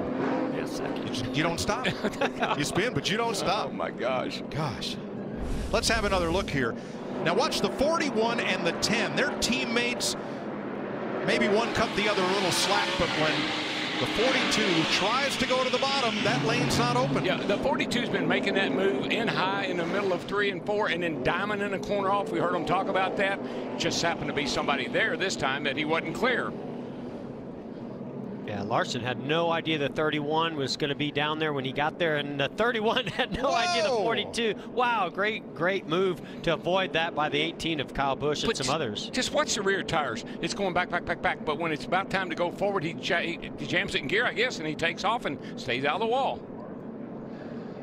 Sliding. Which way do accelerating. I go? Car never came to a stop. No. Unbelievable. And that's how he can now be the third place car. That's unbelievable. Ricky Stenhouse will get the free pass, so we will restart with 17 lead lap cars. Denny Hamlin will take the wave around to get up to 1 lap down. And on social media was not happy with the pit guns. Joe Gibbs Racing has been one of the most vocal critics of the new NASCAR mandated guns. Hamlin says that's what caused them to have a loose wheel. And they're definitely one of the teams that was not supportive, like maybe some others were, of having this spec gun. They had the best pit guns before they made that rule. Ready for the restart. Kyle Busch, Brad Keselowski, then Larson and Johnson, Bowman and Suarez. Green flag. Man, the 2 car just did not get going, and that really backed up that inside line.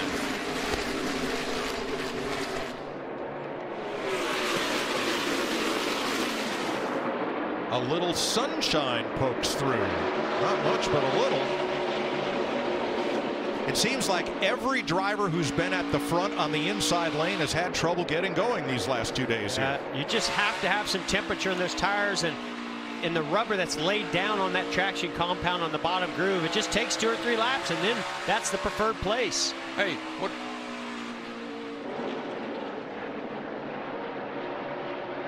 Now tires have been a story, and that continues. Matt. Mike, this morning NASCAR alerted teams that they were going to give them the option of getting an extra set of sticker tires, or they could use an extra set of scuffs.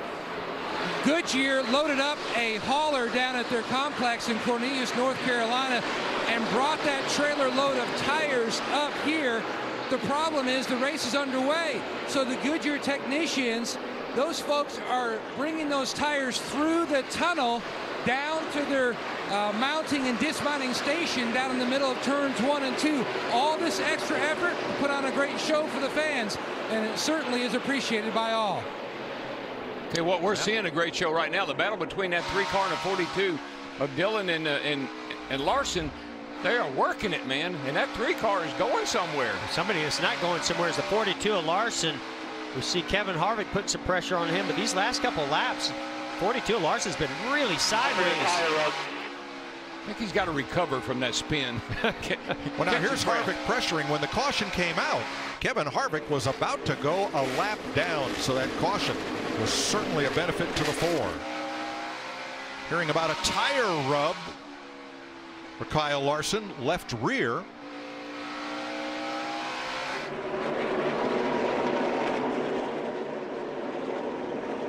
I don't think that's going to be anything they're going to worry about. No, I think that's okay. You still see the layering on the tire, so it's not rubbing much, if any at all. And low air, sometimes you'll get a little rub over there, and it goes away pretty quick. Yeah, that sidewall flexes a little bit more on lower air. He should be fine. Boy, all we talked about since this race started yesterday is how quick the conditions change, whether it be how much the rubber takes to the bottom groove, when the top groove comes in, tires, now weather. I mean, the sun's starting to come out. If that's, I've never seen so many different factors play into a race as we've had here in Bristol. Got a battle here. The two is takes a lap or two to get going. Once he does, he takes off, and he's after Jimmie Johnson here for second place. I think Keselowski doesn't want that 18 car, Kyle Busch, to get too far away from him so he can chase him back down when he get in traffic.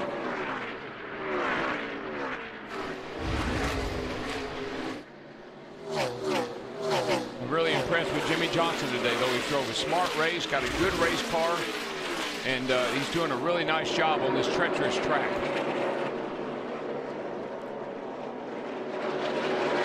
Alex Bowman's having difficulty. He got passed just a little bit ago by Clint Boyer when he went up to the high side. Now he's back up there, can't get down.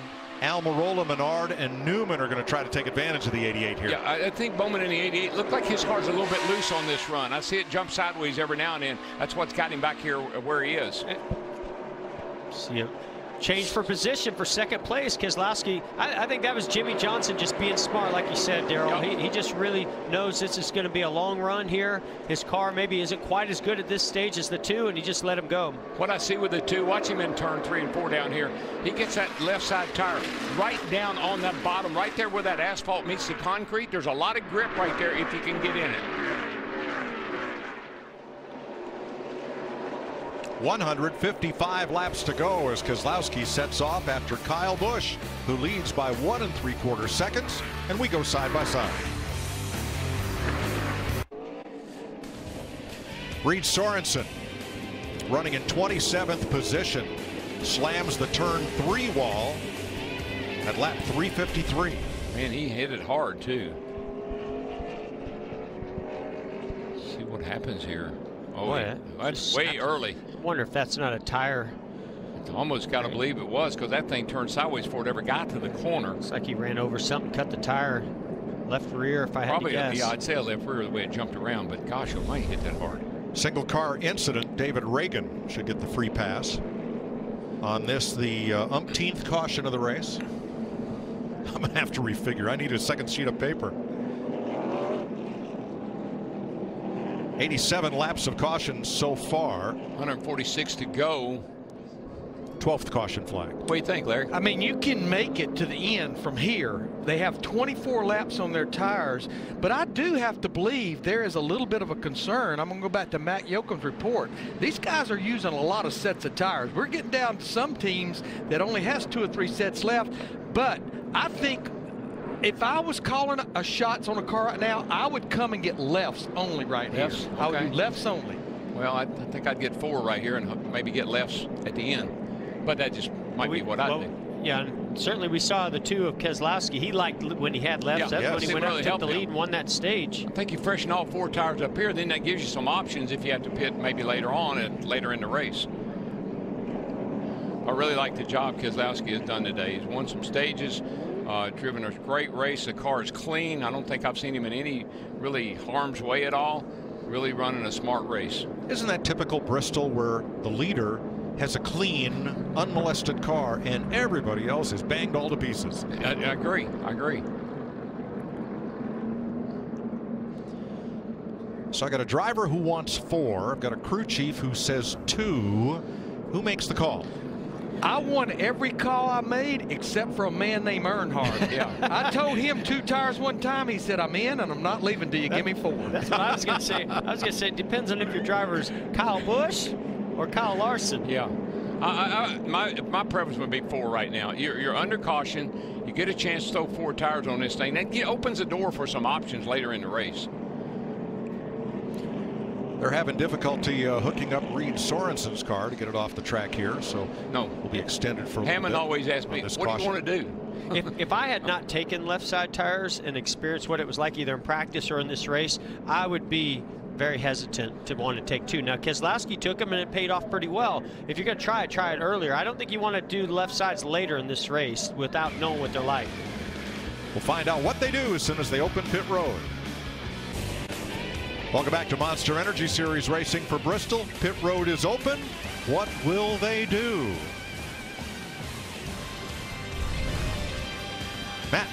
Burning through these set of tires, a lot of different teams. Jimmy Johnson said that working the track bar really messed up his exit on that 48 machine 4-tire change. Meanwhile, on the 42, you can see the chassis adjustment. Larson was saying the car just kept getting tighter and tighter as the stop wore on. Vince? Bubba Wallace pitting from 6th place. They've tightened him up the last 2 stops. He said, I just need some more stability. In his words, something to hang on to, especially at the exit of turn 4. It's going to be a 4-tire stop for the 43, Jamie. The 2 of Brad Keselowski said he had better turn there. That's what they focused on the last stop. A few laps, though, for the front end to come in. A 4-tire stop for the 2. The 18 of Kyle Busch, a wedge adjustment. He wanted more tire longevity and a Gatorade for the 18. Kyle Busch will win the race off pit road, but he will be the 2nd place car. Daniel Suarez did not stop. Let's take a look at this move. Definitely a strategy call. Just ahead of Larson. Looked like Larson was thinking about faking. Wow. Great job missing the orange box. Can't get those left side tires on that orange box. Interesting. I know Suarez, it's the best I've seen him run all day just before this caution came out. I guess he's happy with the car, and they think those tires are going to do the job. These will be the first laps that Daniel has led this season. For the first time ever, the NFL Draft will be live on Fox. Troy Aikman, Joel Klatt will be in Dallas for all the big picks. April 26 and 7, live on Fox and on the NFL Network.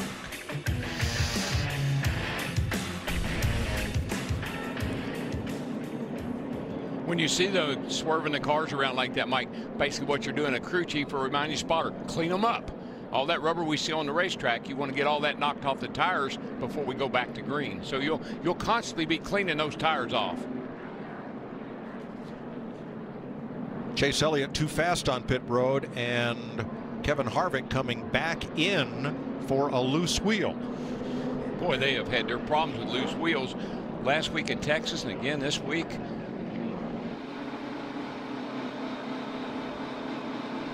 Let's hear more about Daniel Suarez's decision to stay out. Stay out, stay out, stay out. Well, I'm not sure what it is. I think on those situations I have to make the call. Depends on what everyone else is doing. I didn't think the 3 in front of us were going to do that. Oh, yeah, a little bit of confusion there. Scott Graves, crew chief. What I heard was Suarez, what he saw in front of him, all those cars coming down pit road and behind him, I think he would have liked to have also come in and wanted to make that call himself.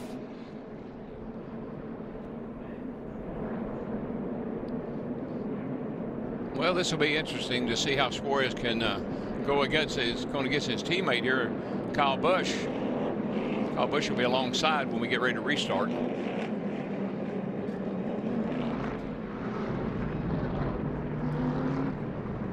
Going to realign things. David Reagan, the free pass car. Let's see, he's in the right place. I want to recheck the lineup order here. A lot goes on here, with these race cars, making strategy calls, lap traffic, swapping positions, track changing, but under caution, timing and scoring is hard to keep up with here too. Well, it is, but Jeff's just saying it only takes it takes what, maybe 25, 30 seconds under caution to go around here. It's one of the most confusing racetracks I think I've ever raced on when you're trying to communicate during the run of talking to the crew chief about what you need. I totally agree. There's something we see Bubba Wallace doing here that's so critical when a restart's coming and getting ready to go green. That's warming up those brakes, warming up those tires, swerving back and forth. Anything you can do to get a little bit of temperature in those tires and make sure you have no rubber built up on those tires is pretty important. Yep, clean them up. That's what always the crew chief or the spotter. 136 laps to go, Mother Nature permitting. If I had a race team, you know what I'd do? I'd hire me a weatherman. That's all he'd do is watch the weather. We hired one here at Fox. Oh, Larry's good. I mean, Larry's really good. Don't ask me to go into the weather story. That's for a much longer race. Teammates, Daniel Suarez, Kyle Busch on the front row, Jimmy Johnson, Brad Keselowski, Kyle Larson, Bubba Wallace. Here we go. Nice jump for Suarez. Really nice, and he needed that too. I think he better hang on while he can, because those guys with new tires are coming after him like hungry hounds. And there goes the pass for the lead. That didn't take long. How about Bubba? What a day he's having. I'm telling you right now, they need to lock him in that motorhome more often. He's driving the wheels off that thing. He's also getting some pretty good brakes by being in the outside lane on these restarts. We've seen where that outside lane is a big advantage for a few laps. And what I love is he told you, Drew Brickenstar, he said, give me something I can hang on to. He's got it now. He's hanging on to her. Third place. Look at him. Going for second. Ooh, buddy, he made it. Got it. Here comes Kyle with him, then Alex Bowman, and Ryan Newman. Big trouble for Suarez. He's caught in the outside of those older tires. Oh my gosh. He now needs a caution and needs it not to be him. Yeah, you know what freight train looks like? You're looking at it. Now arriving, track 1. Can I get in here? Nope. Can I get in here? Nope. Lead trio shooting away a bit here. Guys, Ricky Stenhouse Jr. back in the top 10. They have made 9 pit stops between yesterday and today. A lot of repair. And remember, not that long ago, he got the free pass to get back on the lead lap. That's right, Larry. That happened just at lap 324, 46 laps ago. Man. Boy, William Byron almost got taken to the wall as he looked for a third lane in turn 2. Watch the 24. See DiBenedetto having some issues, not getting quite up to speed. He runs wide. That gets the 24 of William Byron wide. Amazing job not to cause more damage to that right side. He clipped the wall a tiny bit. Byron was trying to become the first driver 1 lap down and get him in the free pass position, which right now is held by A.J. Allmendinger. If these guys keep racing like they're racing, he may get a chance, because, man, they're banging on each other. Hey, guys, don't look now, but look at this battle for the lead up front. Bubba Wallace wants to lead this thing. He's going for the lead. Look at this. Wow. Bubba, go, baby, go. That is impressive. Woo-hoo. And the Richard Petty, number 43, goes to the lead in Bristol. Oh, man, you know the King's got to be jumping up and down. Well, earlier I said he made a rookie mistake trying to go 3 wide underneath Clint Boyer. Right now, he looks like a veteran out there. And you know what I love about Bubba? I guarantee he got a smile on his face as big as the hood of that car right now, because he is driven aggressively, but he's driven pretty smart. Now's the time he can start singing. Look at Drew. Yeah, look at Drew. He said, that's my boy, that's my boy. Whatever adjustment they made to that 43, it was definitely the right one. He said he needed something to hang on to. He's hanging on to her now. Vince? Well, they tightened that car up the 2 previous stops before this most recent stop. And Drew Blickensderfer told Bubba, he said, I know it's free for you, but I think the track is going to continue to tighten up.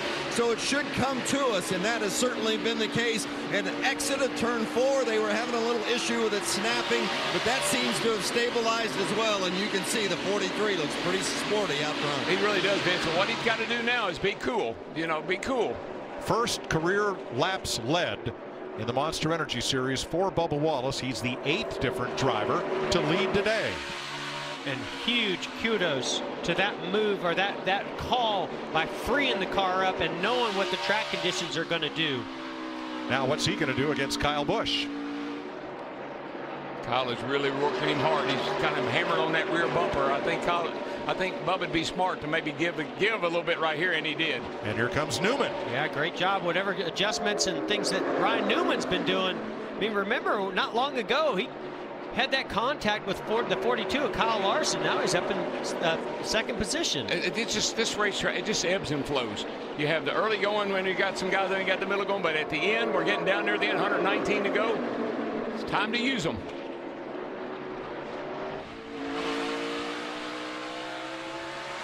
This whole race has been young guns against the veterans. Ryan Blaney led a bunch of laps. Bubba Wallace has been out front. Kyle Larson, in his 5th season in the series, has led the most laps today. And Mike, we are running incredibly fast laps. That last time by, our leader Kyle Busch ran a 15:40. I mean, that is qualifying speed at this place. You are hammering it. ludicrous speed. That's a word. Good one.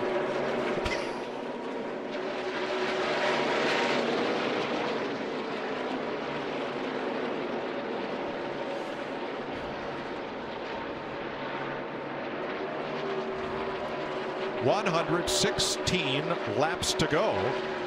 Time for a quick word from Duracell.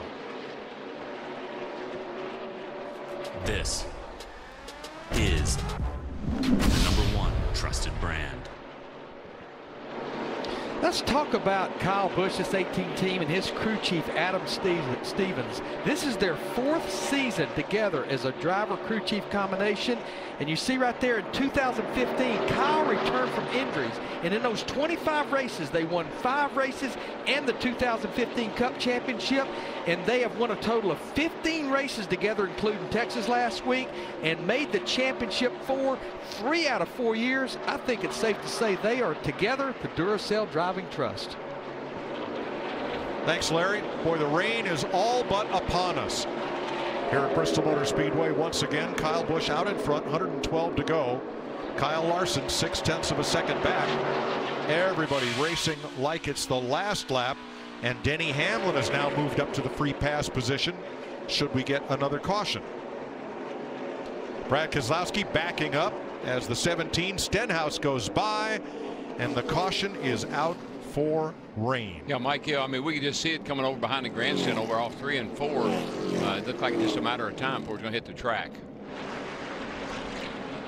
43 was up front for a while, Bubba Wallace. Last time that car has led at Bristol, it was John Andretti, who ended up finishing second.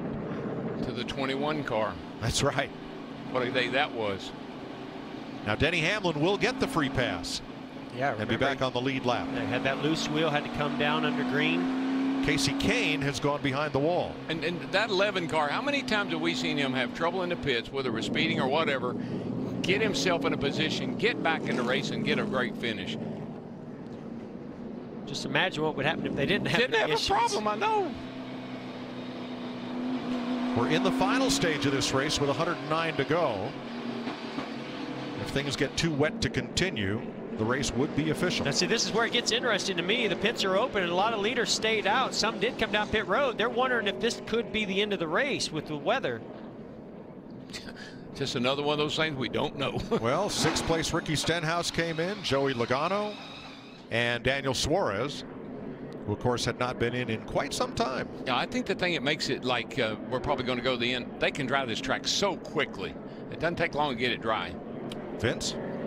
Ricky Stenhouse Jr. coming to pit road. What a job this team has done. Significant right rear damage to that car earlier in the race. They came in 3 times to repair it. He fell a lap down, back on the lead lap down inside the top 10. Jamie? And Joey Logano hasn't quite been as strong as he was yesterday. The car just going from loose to tight. He said, though, that last run he was turning better than everyone in front of him. The 19 of Daniel Suarez in. He got Freight Train there, as we saw, was running good. His car felt good, but they stayed out, and maybe they should have pitted. This time, finally getting those 4 tires. Well, the worst he can be, Jamie, is 15th. That's how many cars are on the lead lap, plus the waiver or the free pass car, Hamlin. And Mike, I think just like with Bubba and just like with Suarez, it's such a confidence booster to be able to lead a race. Bubba passed Kyle Busch to take the lead. That's huge, man. That was a great move. That was incredibly impressive.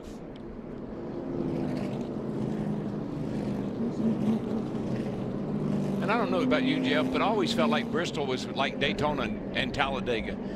Guys that run really well there get great finishes. We don't hear a lot about them, but you come to Bristol, the track is the great equalizer, and guys that you don't talk about a lot have great days. Yeah, that's the beauty of a short track. Well, let's take a look at some of the highlights from Weekend at Bristol, Part 2.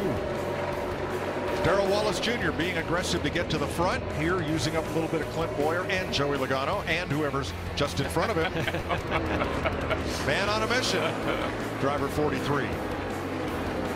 Tough break for Martin Truex. Some of the damage from yesterday, putting him 35 laps back. And what a save! That 70 or 80 pounds of wheel and tire right there completed the stop in under 20 seconds for the Wood brothers. Awesome. And then Kyle Larson trying to quickly change lanes to get out from behind Kurt Busch. Goes around off the nose of Ryan Newman. And those are some of the highlights today. Here's your Busch race summary. That is not Kevin Harvick's car. Not the only car here without damage. No, yeah, it is. 11 leaders, 23 lead changes, 17 lead lap cars, 12, maybe now 13 cautions for 102 laps. Brad Keselowski has won both of the stages so far. Let's check with Vince. Well, it's been a great showing for the 43 of Bubba Wallace, and his crew chief Drew Blickensderfer has done a great job giving him a good car. Tires and the amount of tires left certainly an issue at this point. And then also, were you a little surprised that the pit lane was open considering the yellow because of the weather? Yeah, the last few years they've told us they weren't going to open it when they threw the caution for yellow, so you didn't get put in a box. So whether you needed to come and gamble on the weather, so they opened it. Most of us stayed, but most of us stayed because we've only got one set of tires. NASCAR gave us an extra set this morning. They're just now getting mounted, so hopefully we'll have them for the end of the race. But either way, the STP Camaro ZL1's pretty sporty, so hopefully another good restart and we can put a show on. Do you have a car that could possibly win this race? Is it good enough? I think we're close. I think we're close, and if you get on the right restart at the right time, you can get away. The 42 and the 18 are super strong, so I think they're the best two cars, but then I think there's a group of us right behind, and it allows us to compete that way. By the way, guys, that extra set of tires that NASCAR and Goodyear are going to give the teams, they will give the teams, but not until they're ready to give every team their set. So all the teams will get that one set all at the same time. Yeah, thanks, Vince. Something must have gone awry because the Goodyear press release said those tires were all expected to arrive here at 12:30 p.m. today. So this delay in getting that extra set for each team mounted up and distributed was certainly not part of the plan. Yeah, I mean, I found out probably about 9:30 this morning that they were going to release this second set of tires. But, you know, the four drivers that pitted there, for me, Kevin Harvick in the 4, Daniel Suarez in the 19, it was a no-brainer. They were at the back of the field. But Joey Logano in that 22, Ricky Stenhouse Jr. in 17, they are banking on one thing and one thing only, that we're going to go back racing. But I think a lot of the drivers at the front, like Kyle Busch, Kyle Larson, Ryan Newman, Jimmy Johnson, Bubba Wallace, 24 laps on their tires. I think when they didn't pit, they made their bed right there. They have to stay out even if we go back racing. And I'm going to go back to something Drew Blickensderfer said about the pits being open, because the caution came for rain. And I think it was a mistake to open up the pits. I think they should have kept it closed, run caution, let's see what this weather does. Then if it clears, then we open the pits. So I agree. I think it was a no-brainer when the pits opened for the 19. I just don't know if they should have opened them. Was 2 to go. I think if we were going to have a sustained rain, I agree with you completely. But I think if NASCAR is looking at this being just a quickie yellow for a brief shower, right? They're anxious to get this thing back going again. They just gave 2 to go. It'll be 1 to go when they come by this time, I think. And I don't know, there's a lot of bad, you talk about getting the tires up here, a lot of bad weather back toward the Carolinas yesterday and this morning. Well, there's a green blob here, there's a green blob there. Fortunately, most of them are staying to the south of the speedway, which is the blue dot there just outside Bristol. Mike, just real quick, back to this rain deal. It would have been the first time, unless it was just a downpour, to your point, that I would have known them to close pit road because of weather. If it was a downpour, like what we saw a couple of times yesterday, knowing we were going to red flag, absolutely. And Larry, you might be right. It was a judgment call because it was a light rain and not a heavy rain. I'll go along with you on that. Kyle Larson and Kyle Busch are going to fire off from the front row. Ryan Newman, remember when he and Larson tangled when Newman was trying to stay on the lead lap? Well, there they are, nose to tail, and they're up front trying to win this with 101 laps to go, and they get the green flag. Here we go. Well, I feel for Larson there a little bit. He has started on the inside lane, I bet the last 4 or 5 restarts, and it has cost him. Now he's up in that front row. Hopefully he doesn't lose too much. Here comes Austin Dillon around the outside, the number 3 making itself felt in the top 5. Mike, I think it's amazing today that RCR cars, all of them are running good. You know, the 31 car of Newman, the 3 of Dillon, the 43 of Bubba, those cars are all RCR cars, and they're all running great today. Single file breakout positions 1 through 9, and then there's a log jam behind Paul Menard. Tell you what, Jimmy Johnson better be careful. Oh, he's going to let Larson go to the outside. I would. He seems to be in quite a hurry. I think I would let him go.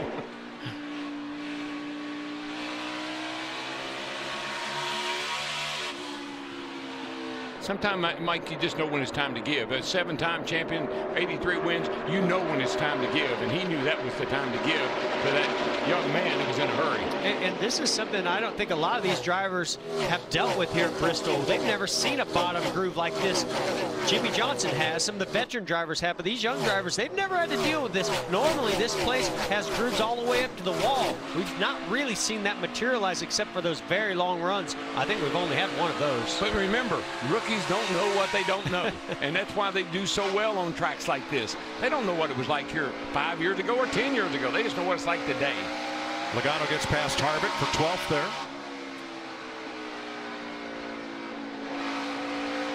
Looking at Suarez 13th from Harvick's bumper cam. You know, Harvick, I've just seen them struggle a little bit more this weekend. More so than I've seen them struggle in a long time. Just have not been able to get the balance. Boy, Ricky Stenhouse, he just made a big move past Clint Boyer. He's coming back to the front. Now in 9th place. You talk about tenacious, Darrell. To me, yes, Kyle Larson's tenacious, but so is this young guy, Ricky Stenhouse Jr. And he is hungry, man. He wants to win a race. He wins on his Daytona and Talladega. He wants to win on a short track. This is right in his wheelhouse. Wallace, Bowman, Stenhouse. Nose to tail, and then some. Oh, baby. I don't know who's spotting for. Let me see who's spotting for the 43 today. Freddie Kraft. Freddie Kraft, he's doing a heck of a job, I tell you that. And then when we look at Bubba sitting in the car, he looks calm, cool. He just got a nice, easy, holding a pretty wheel and going somewhere. Look at Stenhouse. He is flying, Vince. You know, they had a good car last week at Texas, but they didn't get a result. They ended up 25th. And as good as this car has been this weekend for them here at Bristol, they felt like they must capitalize and get a good result. Crew Chief Brian Patty told me, he said, we got a car good enough to win, but we got to make sure we bring it home with a good finish. And they've done a great job, especially considering all the repairs they had to make after that earlier contact. Yes, they are well on their way.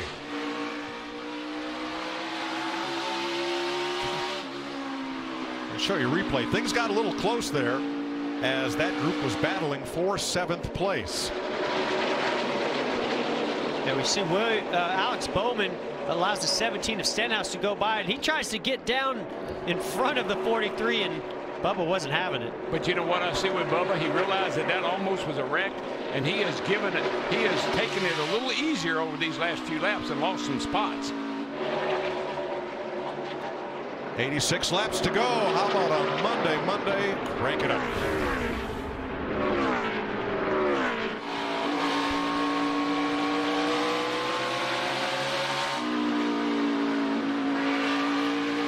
One back, clear all around.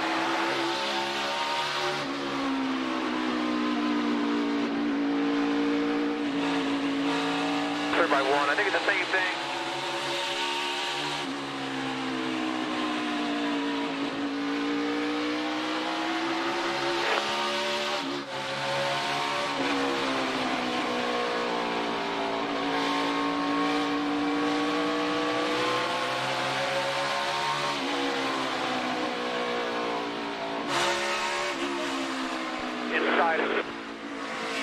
By himself.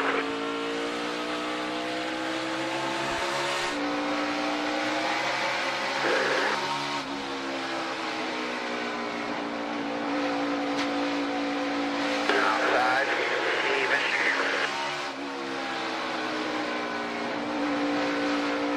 Still there, even. Clear.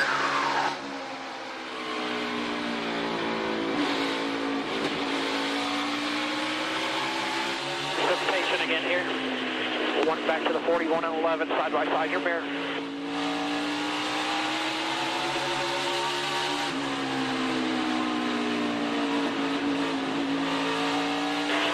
Goes to 10. Nothing behind him here. 2 back 11 with you.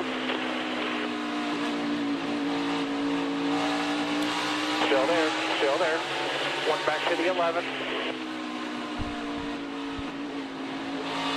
Things are tightening up. Ricky Stenhouse went past Keselowski for 4th, and the lead battle is tightened up with raindrops on the windshield. Yeah, the Colin Kyle show we're seeing here, but listen, Kyle Larson, he has closed down. He's a little bit quicker than Kyle Busch right now. He's just looking for an opportunity to pounce. These two have finished 1-2 3 times here in the Xfinity Series. Busch, the winner all 3 times. Sounds like motivation to me, Darrell, for Kyle Larson. or an opportunity or something. I mean, yeah. Kyle Larson, he knows how good Kyle Busch is here, and if he could put him down, if he could pass him, what a statement that would make. And again, we saw a little bit of weather come through here. We saw it on our lenses, on those onboard cameras, on this camera lens too. But it seems to have passed us, so it's not as heavy right now, so they never threw the caution. I mean, these guys, Mike, are putting down some laps too. They're in 15, 50s, 60s, and 70s all the time. I don't know what has happened to Keselowski. He's just not quite as strong as he was earlier in this race when he won that second stage. Newman goes by. 5th, 6th, 7th, 8th, and 9th all in a row. Well, we've got 75 laps to go, so still a lot of really good, hard racing to go yet. This is when it gets tough, man. This is when conditioning and everything else pays off. Logano taking the spot from his teammate. This is also when that top groove might start to come in. I'm seeing more and more cars running higher and higher. I just like what I like now is if you catch somebody, you want to get them by on the outside, you can. If you want to get by on the inside, you can. It's pretty balanced right now. Keselowski way up the track there.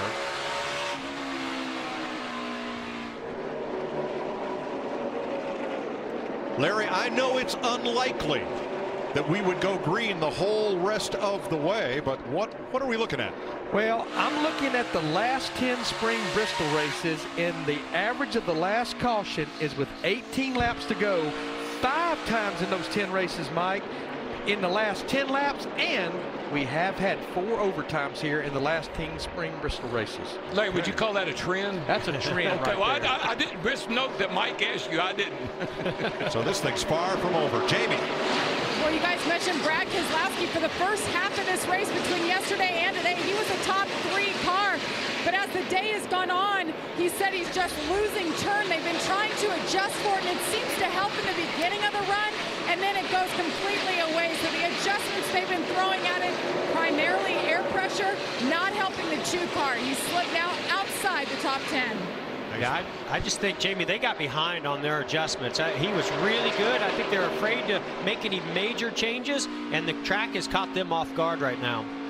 Jeff, I think they were anticipating the track was going to tighten up. We actually watched them taking wedge out of that car, which frees the car up. Denny Hamlin in 11th, back on the lead lap. Fastest car the last lap or 2, Kevin Harvick has come to life. The closer has just made his way into the top 10. Yeah, they've struggled a lot today. We mentioned that earlier, and that's a backup car. He's starting to rear the field. Done a pretty nice job. He's running 9th right now. Not too bad, but the car has come alive a little bit here late in this race. Well, and he struggles on the bottom. Now that track is starting to gravitate towards the top. We see some rubber being built up on that outside lane. That's where the speed starts to come back to Kevin Harvick. So he obviously likes the top groove. 12th place, Suarez and Almirola, who got a little left side damage way early in the race. So Brad Keselowski has now drifted back to be the last car on the lead lap. What's up with the 2?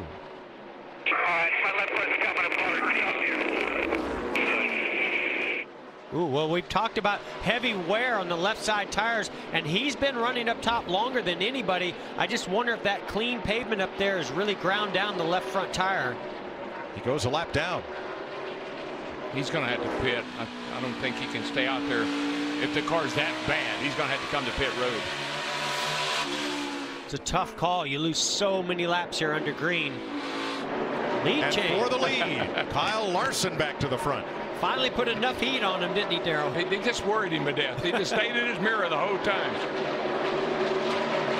And what's amazing, he's doing this on the bottom. We always talk about Kyle Larson how he loves the top group, but his car's really good on the bottom. There he goes to the inside of the 18. Jamie? Well, Kyle Busch has been saying that he just is struggling with no grip. Well, about 3 laps ago, he said all of these tires feel like really, really bad bowling balls. The 18 wants some new, fresh Goodyear. Lap cars trying to get out of his way as they go 3 wide off the corner.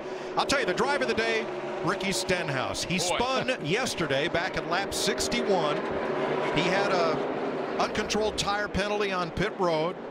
He came storming back. He got the free pass a little more than 100 laps ago, and here he is in 4th place on an anything but sunny day. And Mike, remember, he and Brian Patty, one of the 4 drivers that pitted, his tires are 24 laps fresher than most everybody he's racing right here.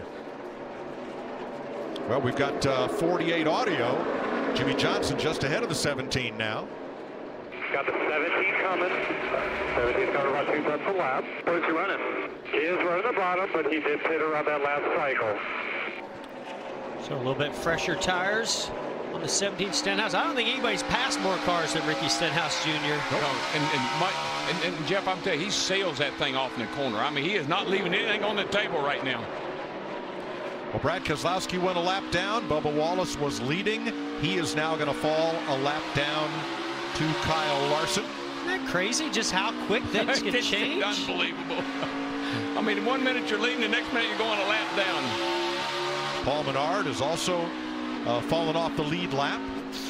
Mike, I never like to say that every driver's in great condition. I know that, but let me tell you something. I don't care how good a condition you're in. When we have these long green runs like this, running the pace we're running, it takes its toll on the driver. And that car, all of a sudden, that you were hanging on to, you don't hang on to it so good anymore. 13 cars on the lead lap, Darrell, and out of the top 3, the top 5 were involved in one accident or another during the running of this race over 2 days. And back to your point, Darrell, on the conditioning. The last time I ran here, I drove that 88 car, and we had a long green flag run, and I'm telling you, my tongue was hanging out. I was worn out on that long green flag run. It took me a few laps when we went back to caution to just catch my breath. Kyle Busch just moved Paul Menard out of the way in turn 2 as we watch Jimmy Johnson and Ricky Stenhouse go at it for 3rd. They're running like every lap's the last lap. Well, we're running out of laps. Yeah, he sees that 42 car getting smaller and smaller out in front of him. Kyle Busch does. He wants to get through this traffic and get up there and see if he can't use that top lane to make a move on the 42. Still pretty surprised the 42's right around the bottom. There's that battle continues. We heard over the radio with Jimmy Johnson and Ricky Stenhouse Jr. You could just see a number of these cars, the handle is, I mean, the tires are gone. You just see a number of these cars now slipping and sliding away. I know a lot of these guys would like to get that extra set of tires and get them on these cars because they need them. Hey, the dinner bell just rang down at Goodyear. It's like pigeons at feeding time. They just released those tires and they are scurrying. Well, they'll all be in position if we have another caution or if drivers should choose to pit under green.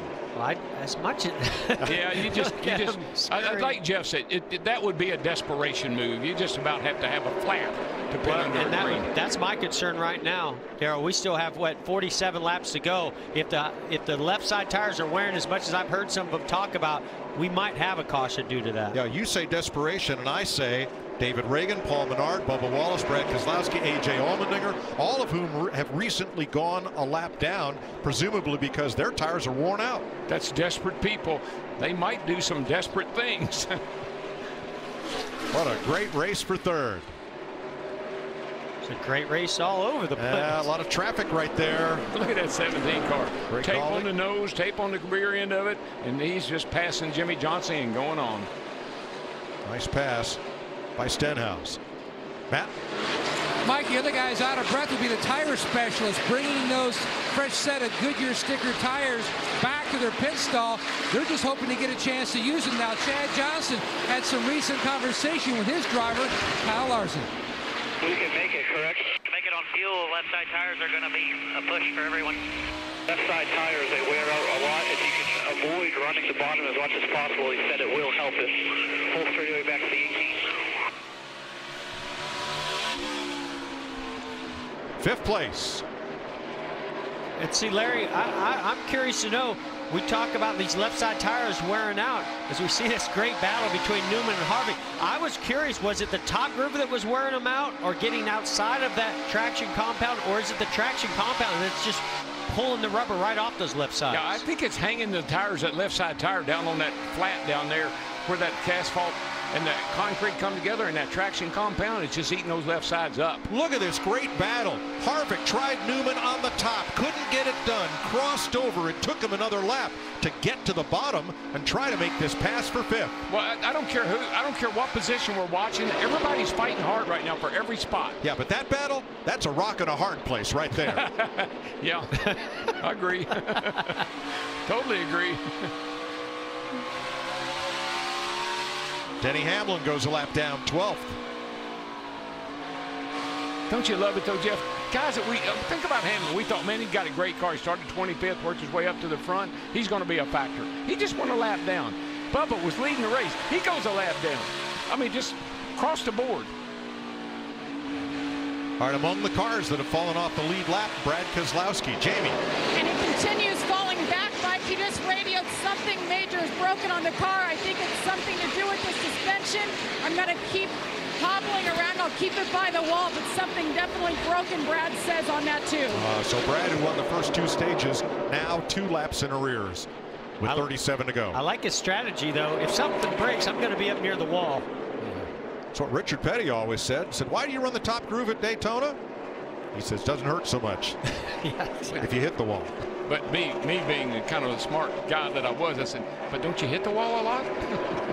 Hey, boys, look at this. The battle is heating up for second place. Those new, fresher tires and that awesome race car that Ricky Stenhouse Jr. has had all day.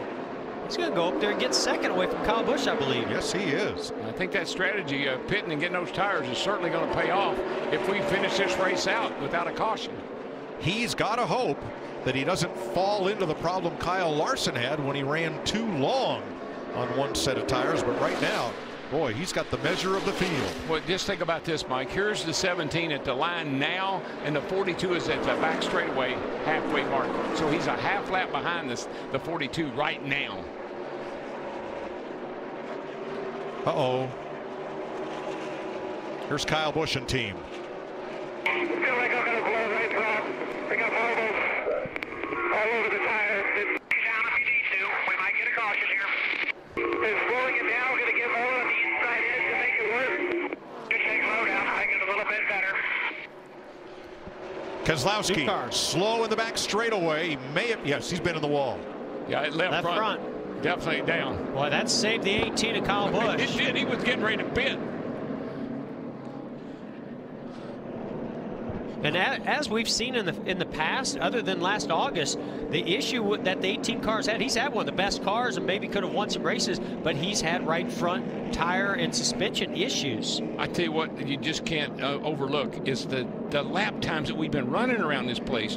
I mean, the speeds are incredible today. It's taking its toll on the car and the driver and obviously the tires. Daniel Suarez will get the free pass on this. I have this as the 14th caution of the day, but frankly, I've lost count. Well, we've been here a couple of days. 13, 14, 15. Are you counting red flags as cautions? Somewhere in there. Not if they're part of a caution. See some smoke trailing from the 2 car. That's the left front tire going down, or suspension issue, or whatever went on there. Yep. I think he just wore out the left front tire. I think that's what happened too. He called it a long time ago. Yeah, I think it was just held on to it as long as he could. Guys, pit road is still closed. I think everybody has to come in and get 4 tires here because most everybody has roughly 70 laps. So you can't have a mistake here. You can't have those loose wheels on this pit stop. And buddy, you better get your car set up for a short run here, Larry, because we're only going to have about 20-25 laps to go. You can't wait for it to come in this time. Yeah, Joey Logano last pitted at lap 392. He's the only one of the lead lap cars and Ricky Stenhouse that are kind of off sequence. Everybody else at lap 360. Well, that treacherous pace that Kyle Larson has been putting up there, he has a ton of lap cars in between himself and second place, so he's going to have a huge advantage when he gets on pit road. No need to rush for this 42 team. This should be the final stop of the day. It comes with 28 laps to go. Kyle Larson will lead them in.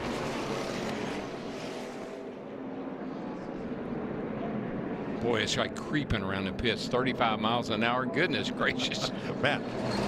And Mike, a lot of different conversation up and down pit road. Jimmie Johnson was one of them. He had a vibration near the end of that run. In fact, Chad Knaus told him, it is up to you. If it's too bad, bring it. He was able to hold off to the caution. The 42 car, solid stop by those guys. His car was great near the end. They're coming around to you, Vince. Well, Ricky Stenhouse Jr. pitting from second. Ricky said he was hoping it was just going to stay green all the rest of the way. He told Brian Patty, I don't know what to tell you about what I need. It was really good at the end, but it fired off a little slower. They barely got the lug nuts glued up in time to get these 4 fresh tires on the car, Jamie. Well, that 31 of Ryan Newman, it's not pretty. It's had damage since the beginning of the race yesterday, but it has come to life. He's happy with it. A 4-tire stop here, no changes.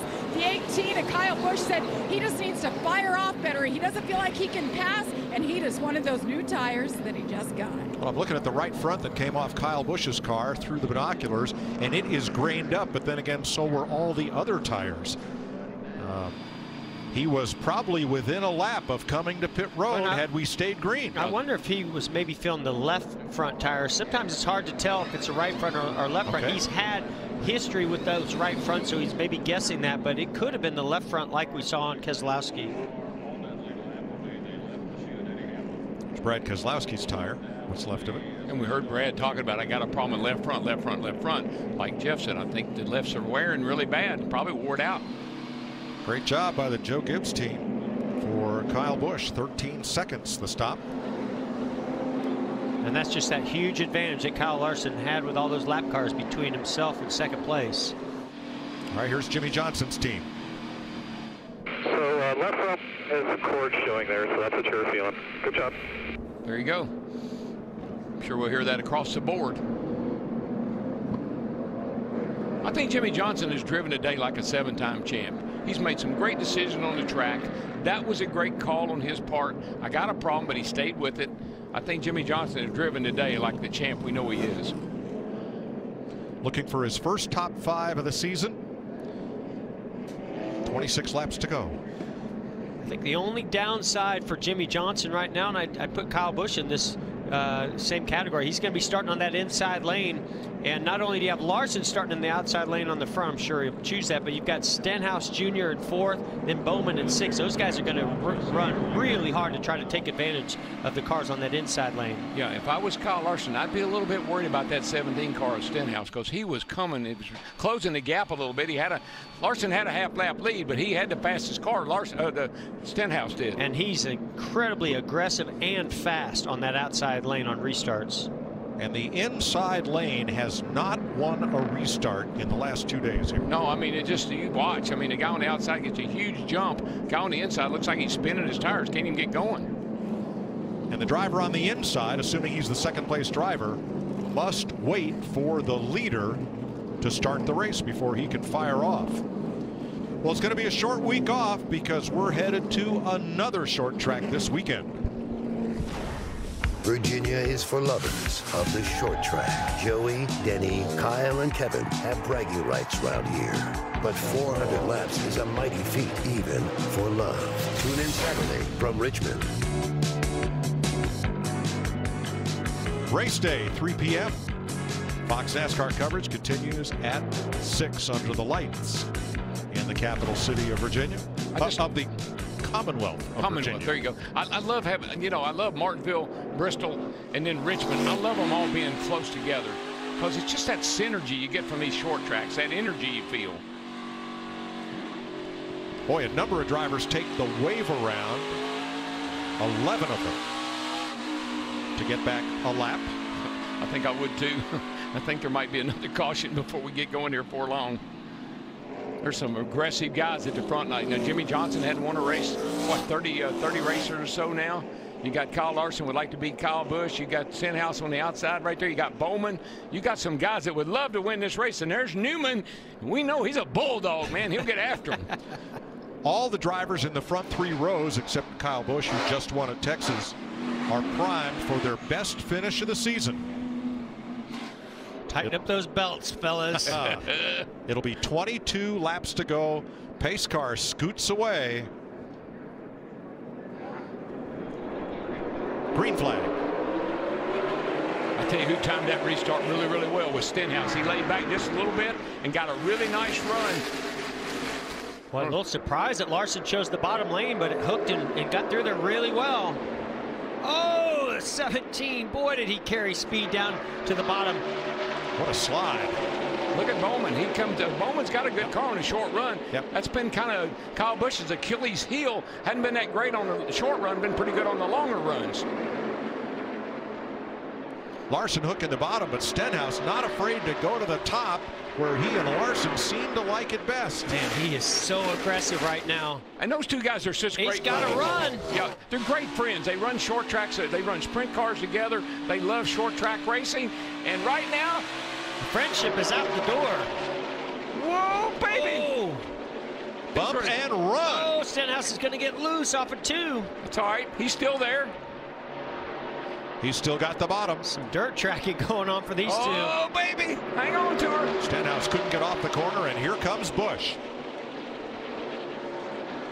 Kyle Larson says, I think I better get some get going right here, because this cat is serious.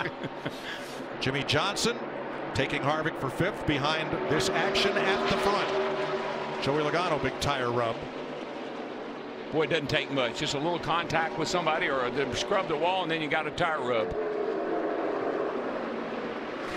Holy smoly, man. Let's go back to the restart, and we'll try to see what happened to Joey Logano and Ryan Newman. 31 and the 22 there. There you go. The 31 just got a little bit loose, came up the racetrack, made contact with that left front fender, the 22 of Logano. Yeah, body slammed him a little bit. 15 laps to go, and the fight is for 2nd, 3rd, 4th, 5th. I'm so impressed with how Kyle Larson's been really patient. There's no patience here with Jimmie Johnson and 88 and Bowman. Yeah, 88 got a little bit loose right there, and that opened the door for Jimmie Johnson to shoot by. Still a good day for those guys.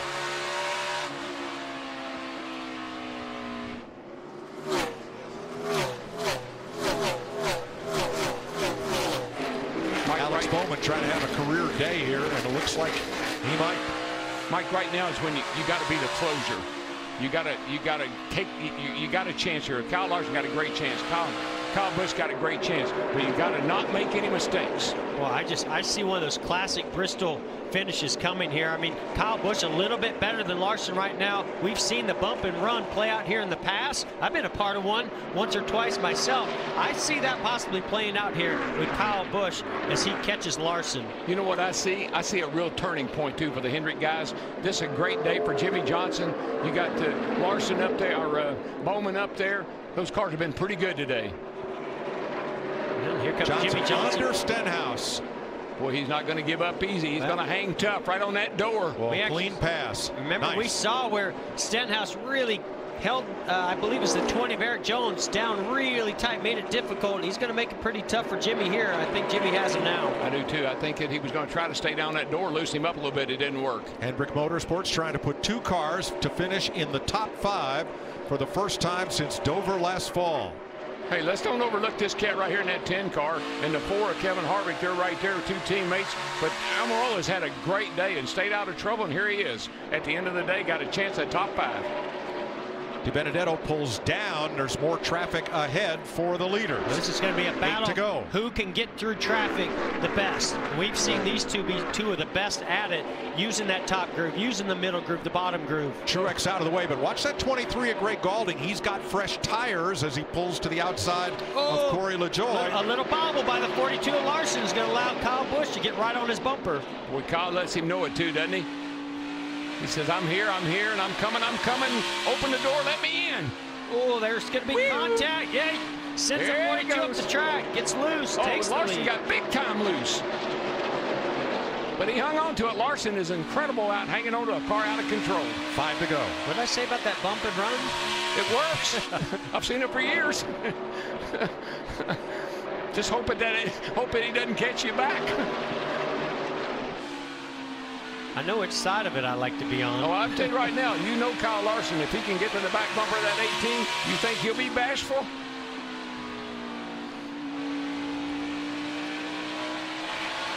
God, the laps go by here so fast. Only 3 to go. 3 My to go. goodness. Oh, me. Well, that's going to be frustration for Kyle Larson if he doesn't get this win, because of those times he's finished second here. He just can't quite complete the win here at Bristol. Oh, he's led got almost. a little brotherly love right there. The 41 dropped down in front of the 42 for a second. Larson's led almost 200 laps today. 1.5 to go. The white flag's in the air. 1 lap to go. Credit One Bank.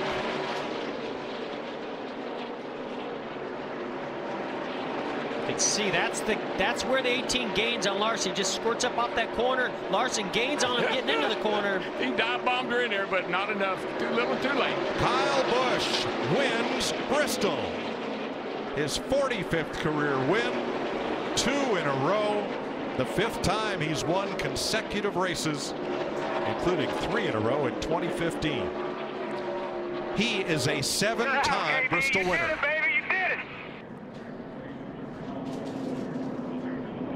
Mike, look at that car. I don't think it got a scratch on it. The last time the series point leader won at Bristol, 31 years ago. Dale Earnhardt.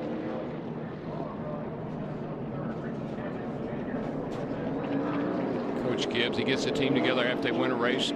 Says, always has a prayer after the race.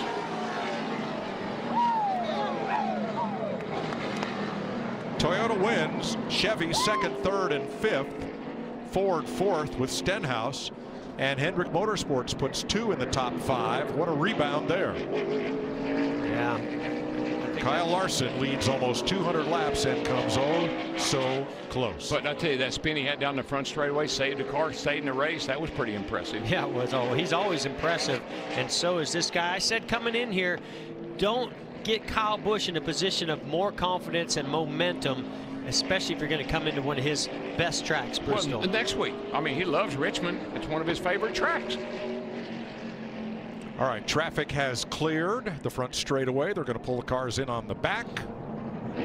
It's going to scatter some Skittles. Candyman. Kyle Busch taking home the checkered flag as today's Sunoco fueling victory. That's cool. I wish I could do that. All right. Now go the other way a while. It doesn't go as well to the right as it does to the left.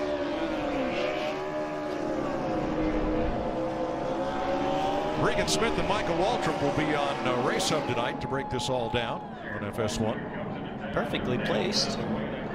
Drop that flag down there, brother. Looks like he's done that once or twice. Got those spurts. We're going to get a checkered flag, and we're going to see his trademark bow to the fans. I think I'll sit down and bow.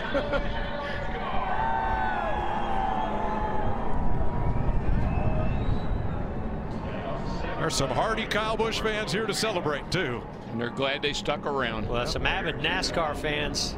Those are tough conditions to be in.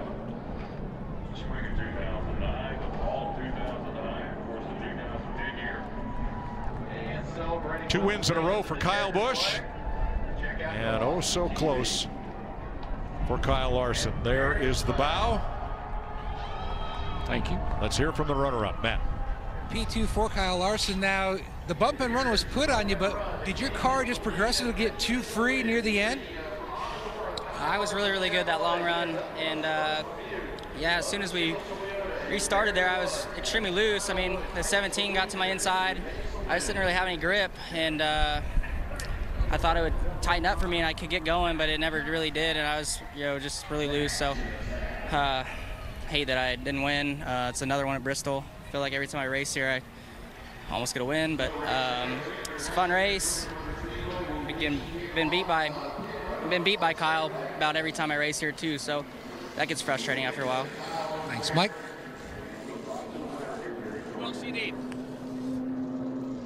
A bit of a Polish victory lap created by Alan Kulwicki, the great champion that we lost on this race weekend 25 years ago.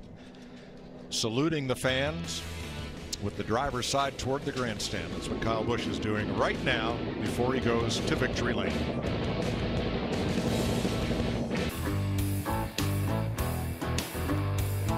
Kyle Busch is now the winningest active driver in Bristol history in the Cup Series and moves to 5th on the all-time list.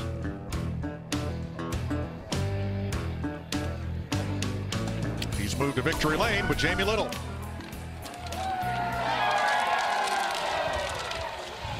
And the Skittles fly. Monster energy drink, the NOS energy drink. It took a long time. Samantha, his son Brexton. Kyle, you started on pole 26.5 hours ago. Here you are in victory lane. How did you overcome all the adversity with the racetrack, with the weather, to get it done for the second week in a row? I don't know. It's just a long delays and things that happen that kind of get you in and out of your game. But tell you what, you just got to stay focused for the entirety of it and try to keep going. And you know, I of course used some NOS in order to help me do that, and some Skittles, of course, to help me do that. We had plenty of those during the break, but I can't say enough about this Skittles Toyota Camry. I mean, Adam and these boys bought a great race car. We knew it was going to be good in the long runs. We weren't quite as good as the 42 on that long run before that last caution came out. I actually thought I had a tire going down, but we were able to get some tires on it and go give it everything we had. We had a 20-lap shootout, and that was everything that it was about, was right there, just chasing down that 42 and being able to get there. So thanks to M&M's, Interstate Batteries, Cessna, DVX, Eyewear, Black Clover, the fans. I appreciate the fans coming out today. I know it's a hard one, a tough one, a cold one for everybody that was here in Bristol and around Bristol, Tennessee, but we appreciate that. Kyle Busch, it is, I think, snowing or sleeting something now. He wins at Bristol for the 7th time. Vince? So much adversity for Ricky Stenhouse Jr. today and yesterday and today, but you guys still managed to bring it home 4th. I know it's a little bit disappointing because you guys had a rocket down the stretch, and then all of a sudden it seemed like something changed after that last pit stop. What happened? Yeah, boys brought me a great Sunny D Ford all weekend long. We were really strong, and I felt confident coming into the race yesterday and today. But like you said, we fought adversity. We lost track position multiple times. Had to pass a lot of cars to get back to where we were. Brian made a great call coming down pit road and taking tires before that long green flag run that we had. We got into second, and I was hoping it would just go green to the end, knowing that we had better tires than the 42, who was the class of the field all day. And then we restarted there at the end. You know, Brian said he didn't get to really check the stagger on these tires, maybe make an adjustment with it. We didn't take fuel. That sometimes tightens you up a little bit. But all in all, a great weekend for us. Hopefully this will kind of get us going and kickstart us into, you know, next week and the rest of the season. Yeah, well done. Best finish of the season so far for Ricky. Now let's go to Matt. Rain, sleet, and even vibration with some tires there near the end. You dodged everything today. How big of a momentum booster is this for you and your team as you're going ahead of some great tracks for you? Yeah, it really is a great boost. I've said for weeks now that we're getting better, and it's great to finally have a result to back that up. We've had decent Fridays, some really good Saturdays, and then some bad luck in the races. And although we had plenty of bad luck through the course of our 4 or 5 days that we've been here, we were able to pull through and get a great, you know, 3rd place finish. So very proud of everybody at Hendrick Motorsports. Thank everybody on the Slows for Pros team, and let my family know I'm coming home. Let's get home and get out of here. It's snowing again. You got it. Thank you, Jimmy. Mike? It is snowing in Bristol because they parked the cars. Yeah. The vortex theory works. Kyle Busch wins. We'll have more from Bristol right after this.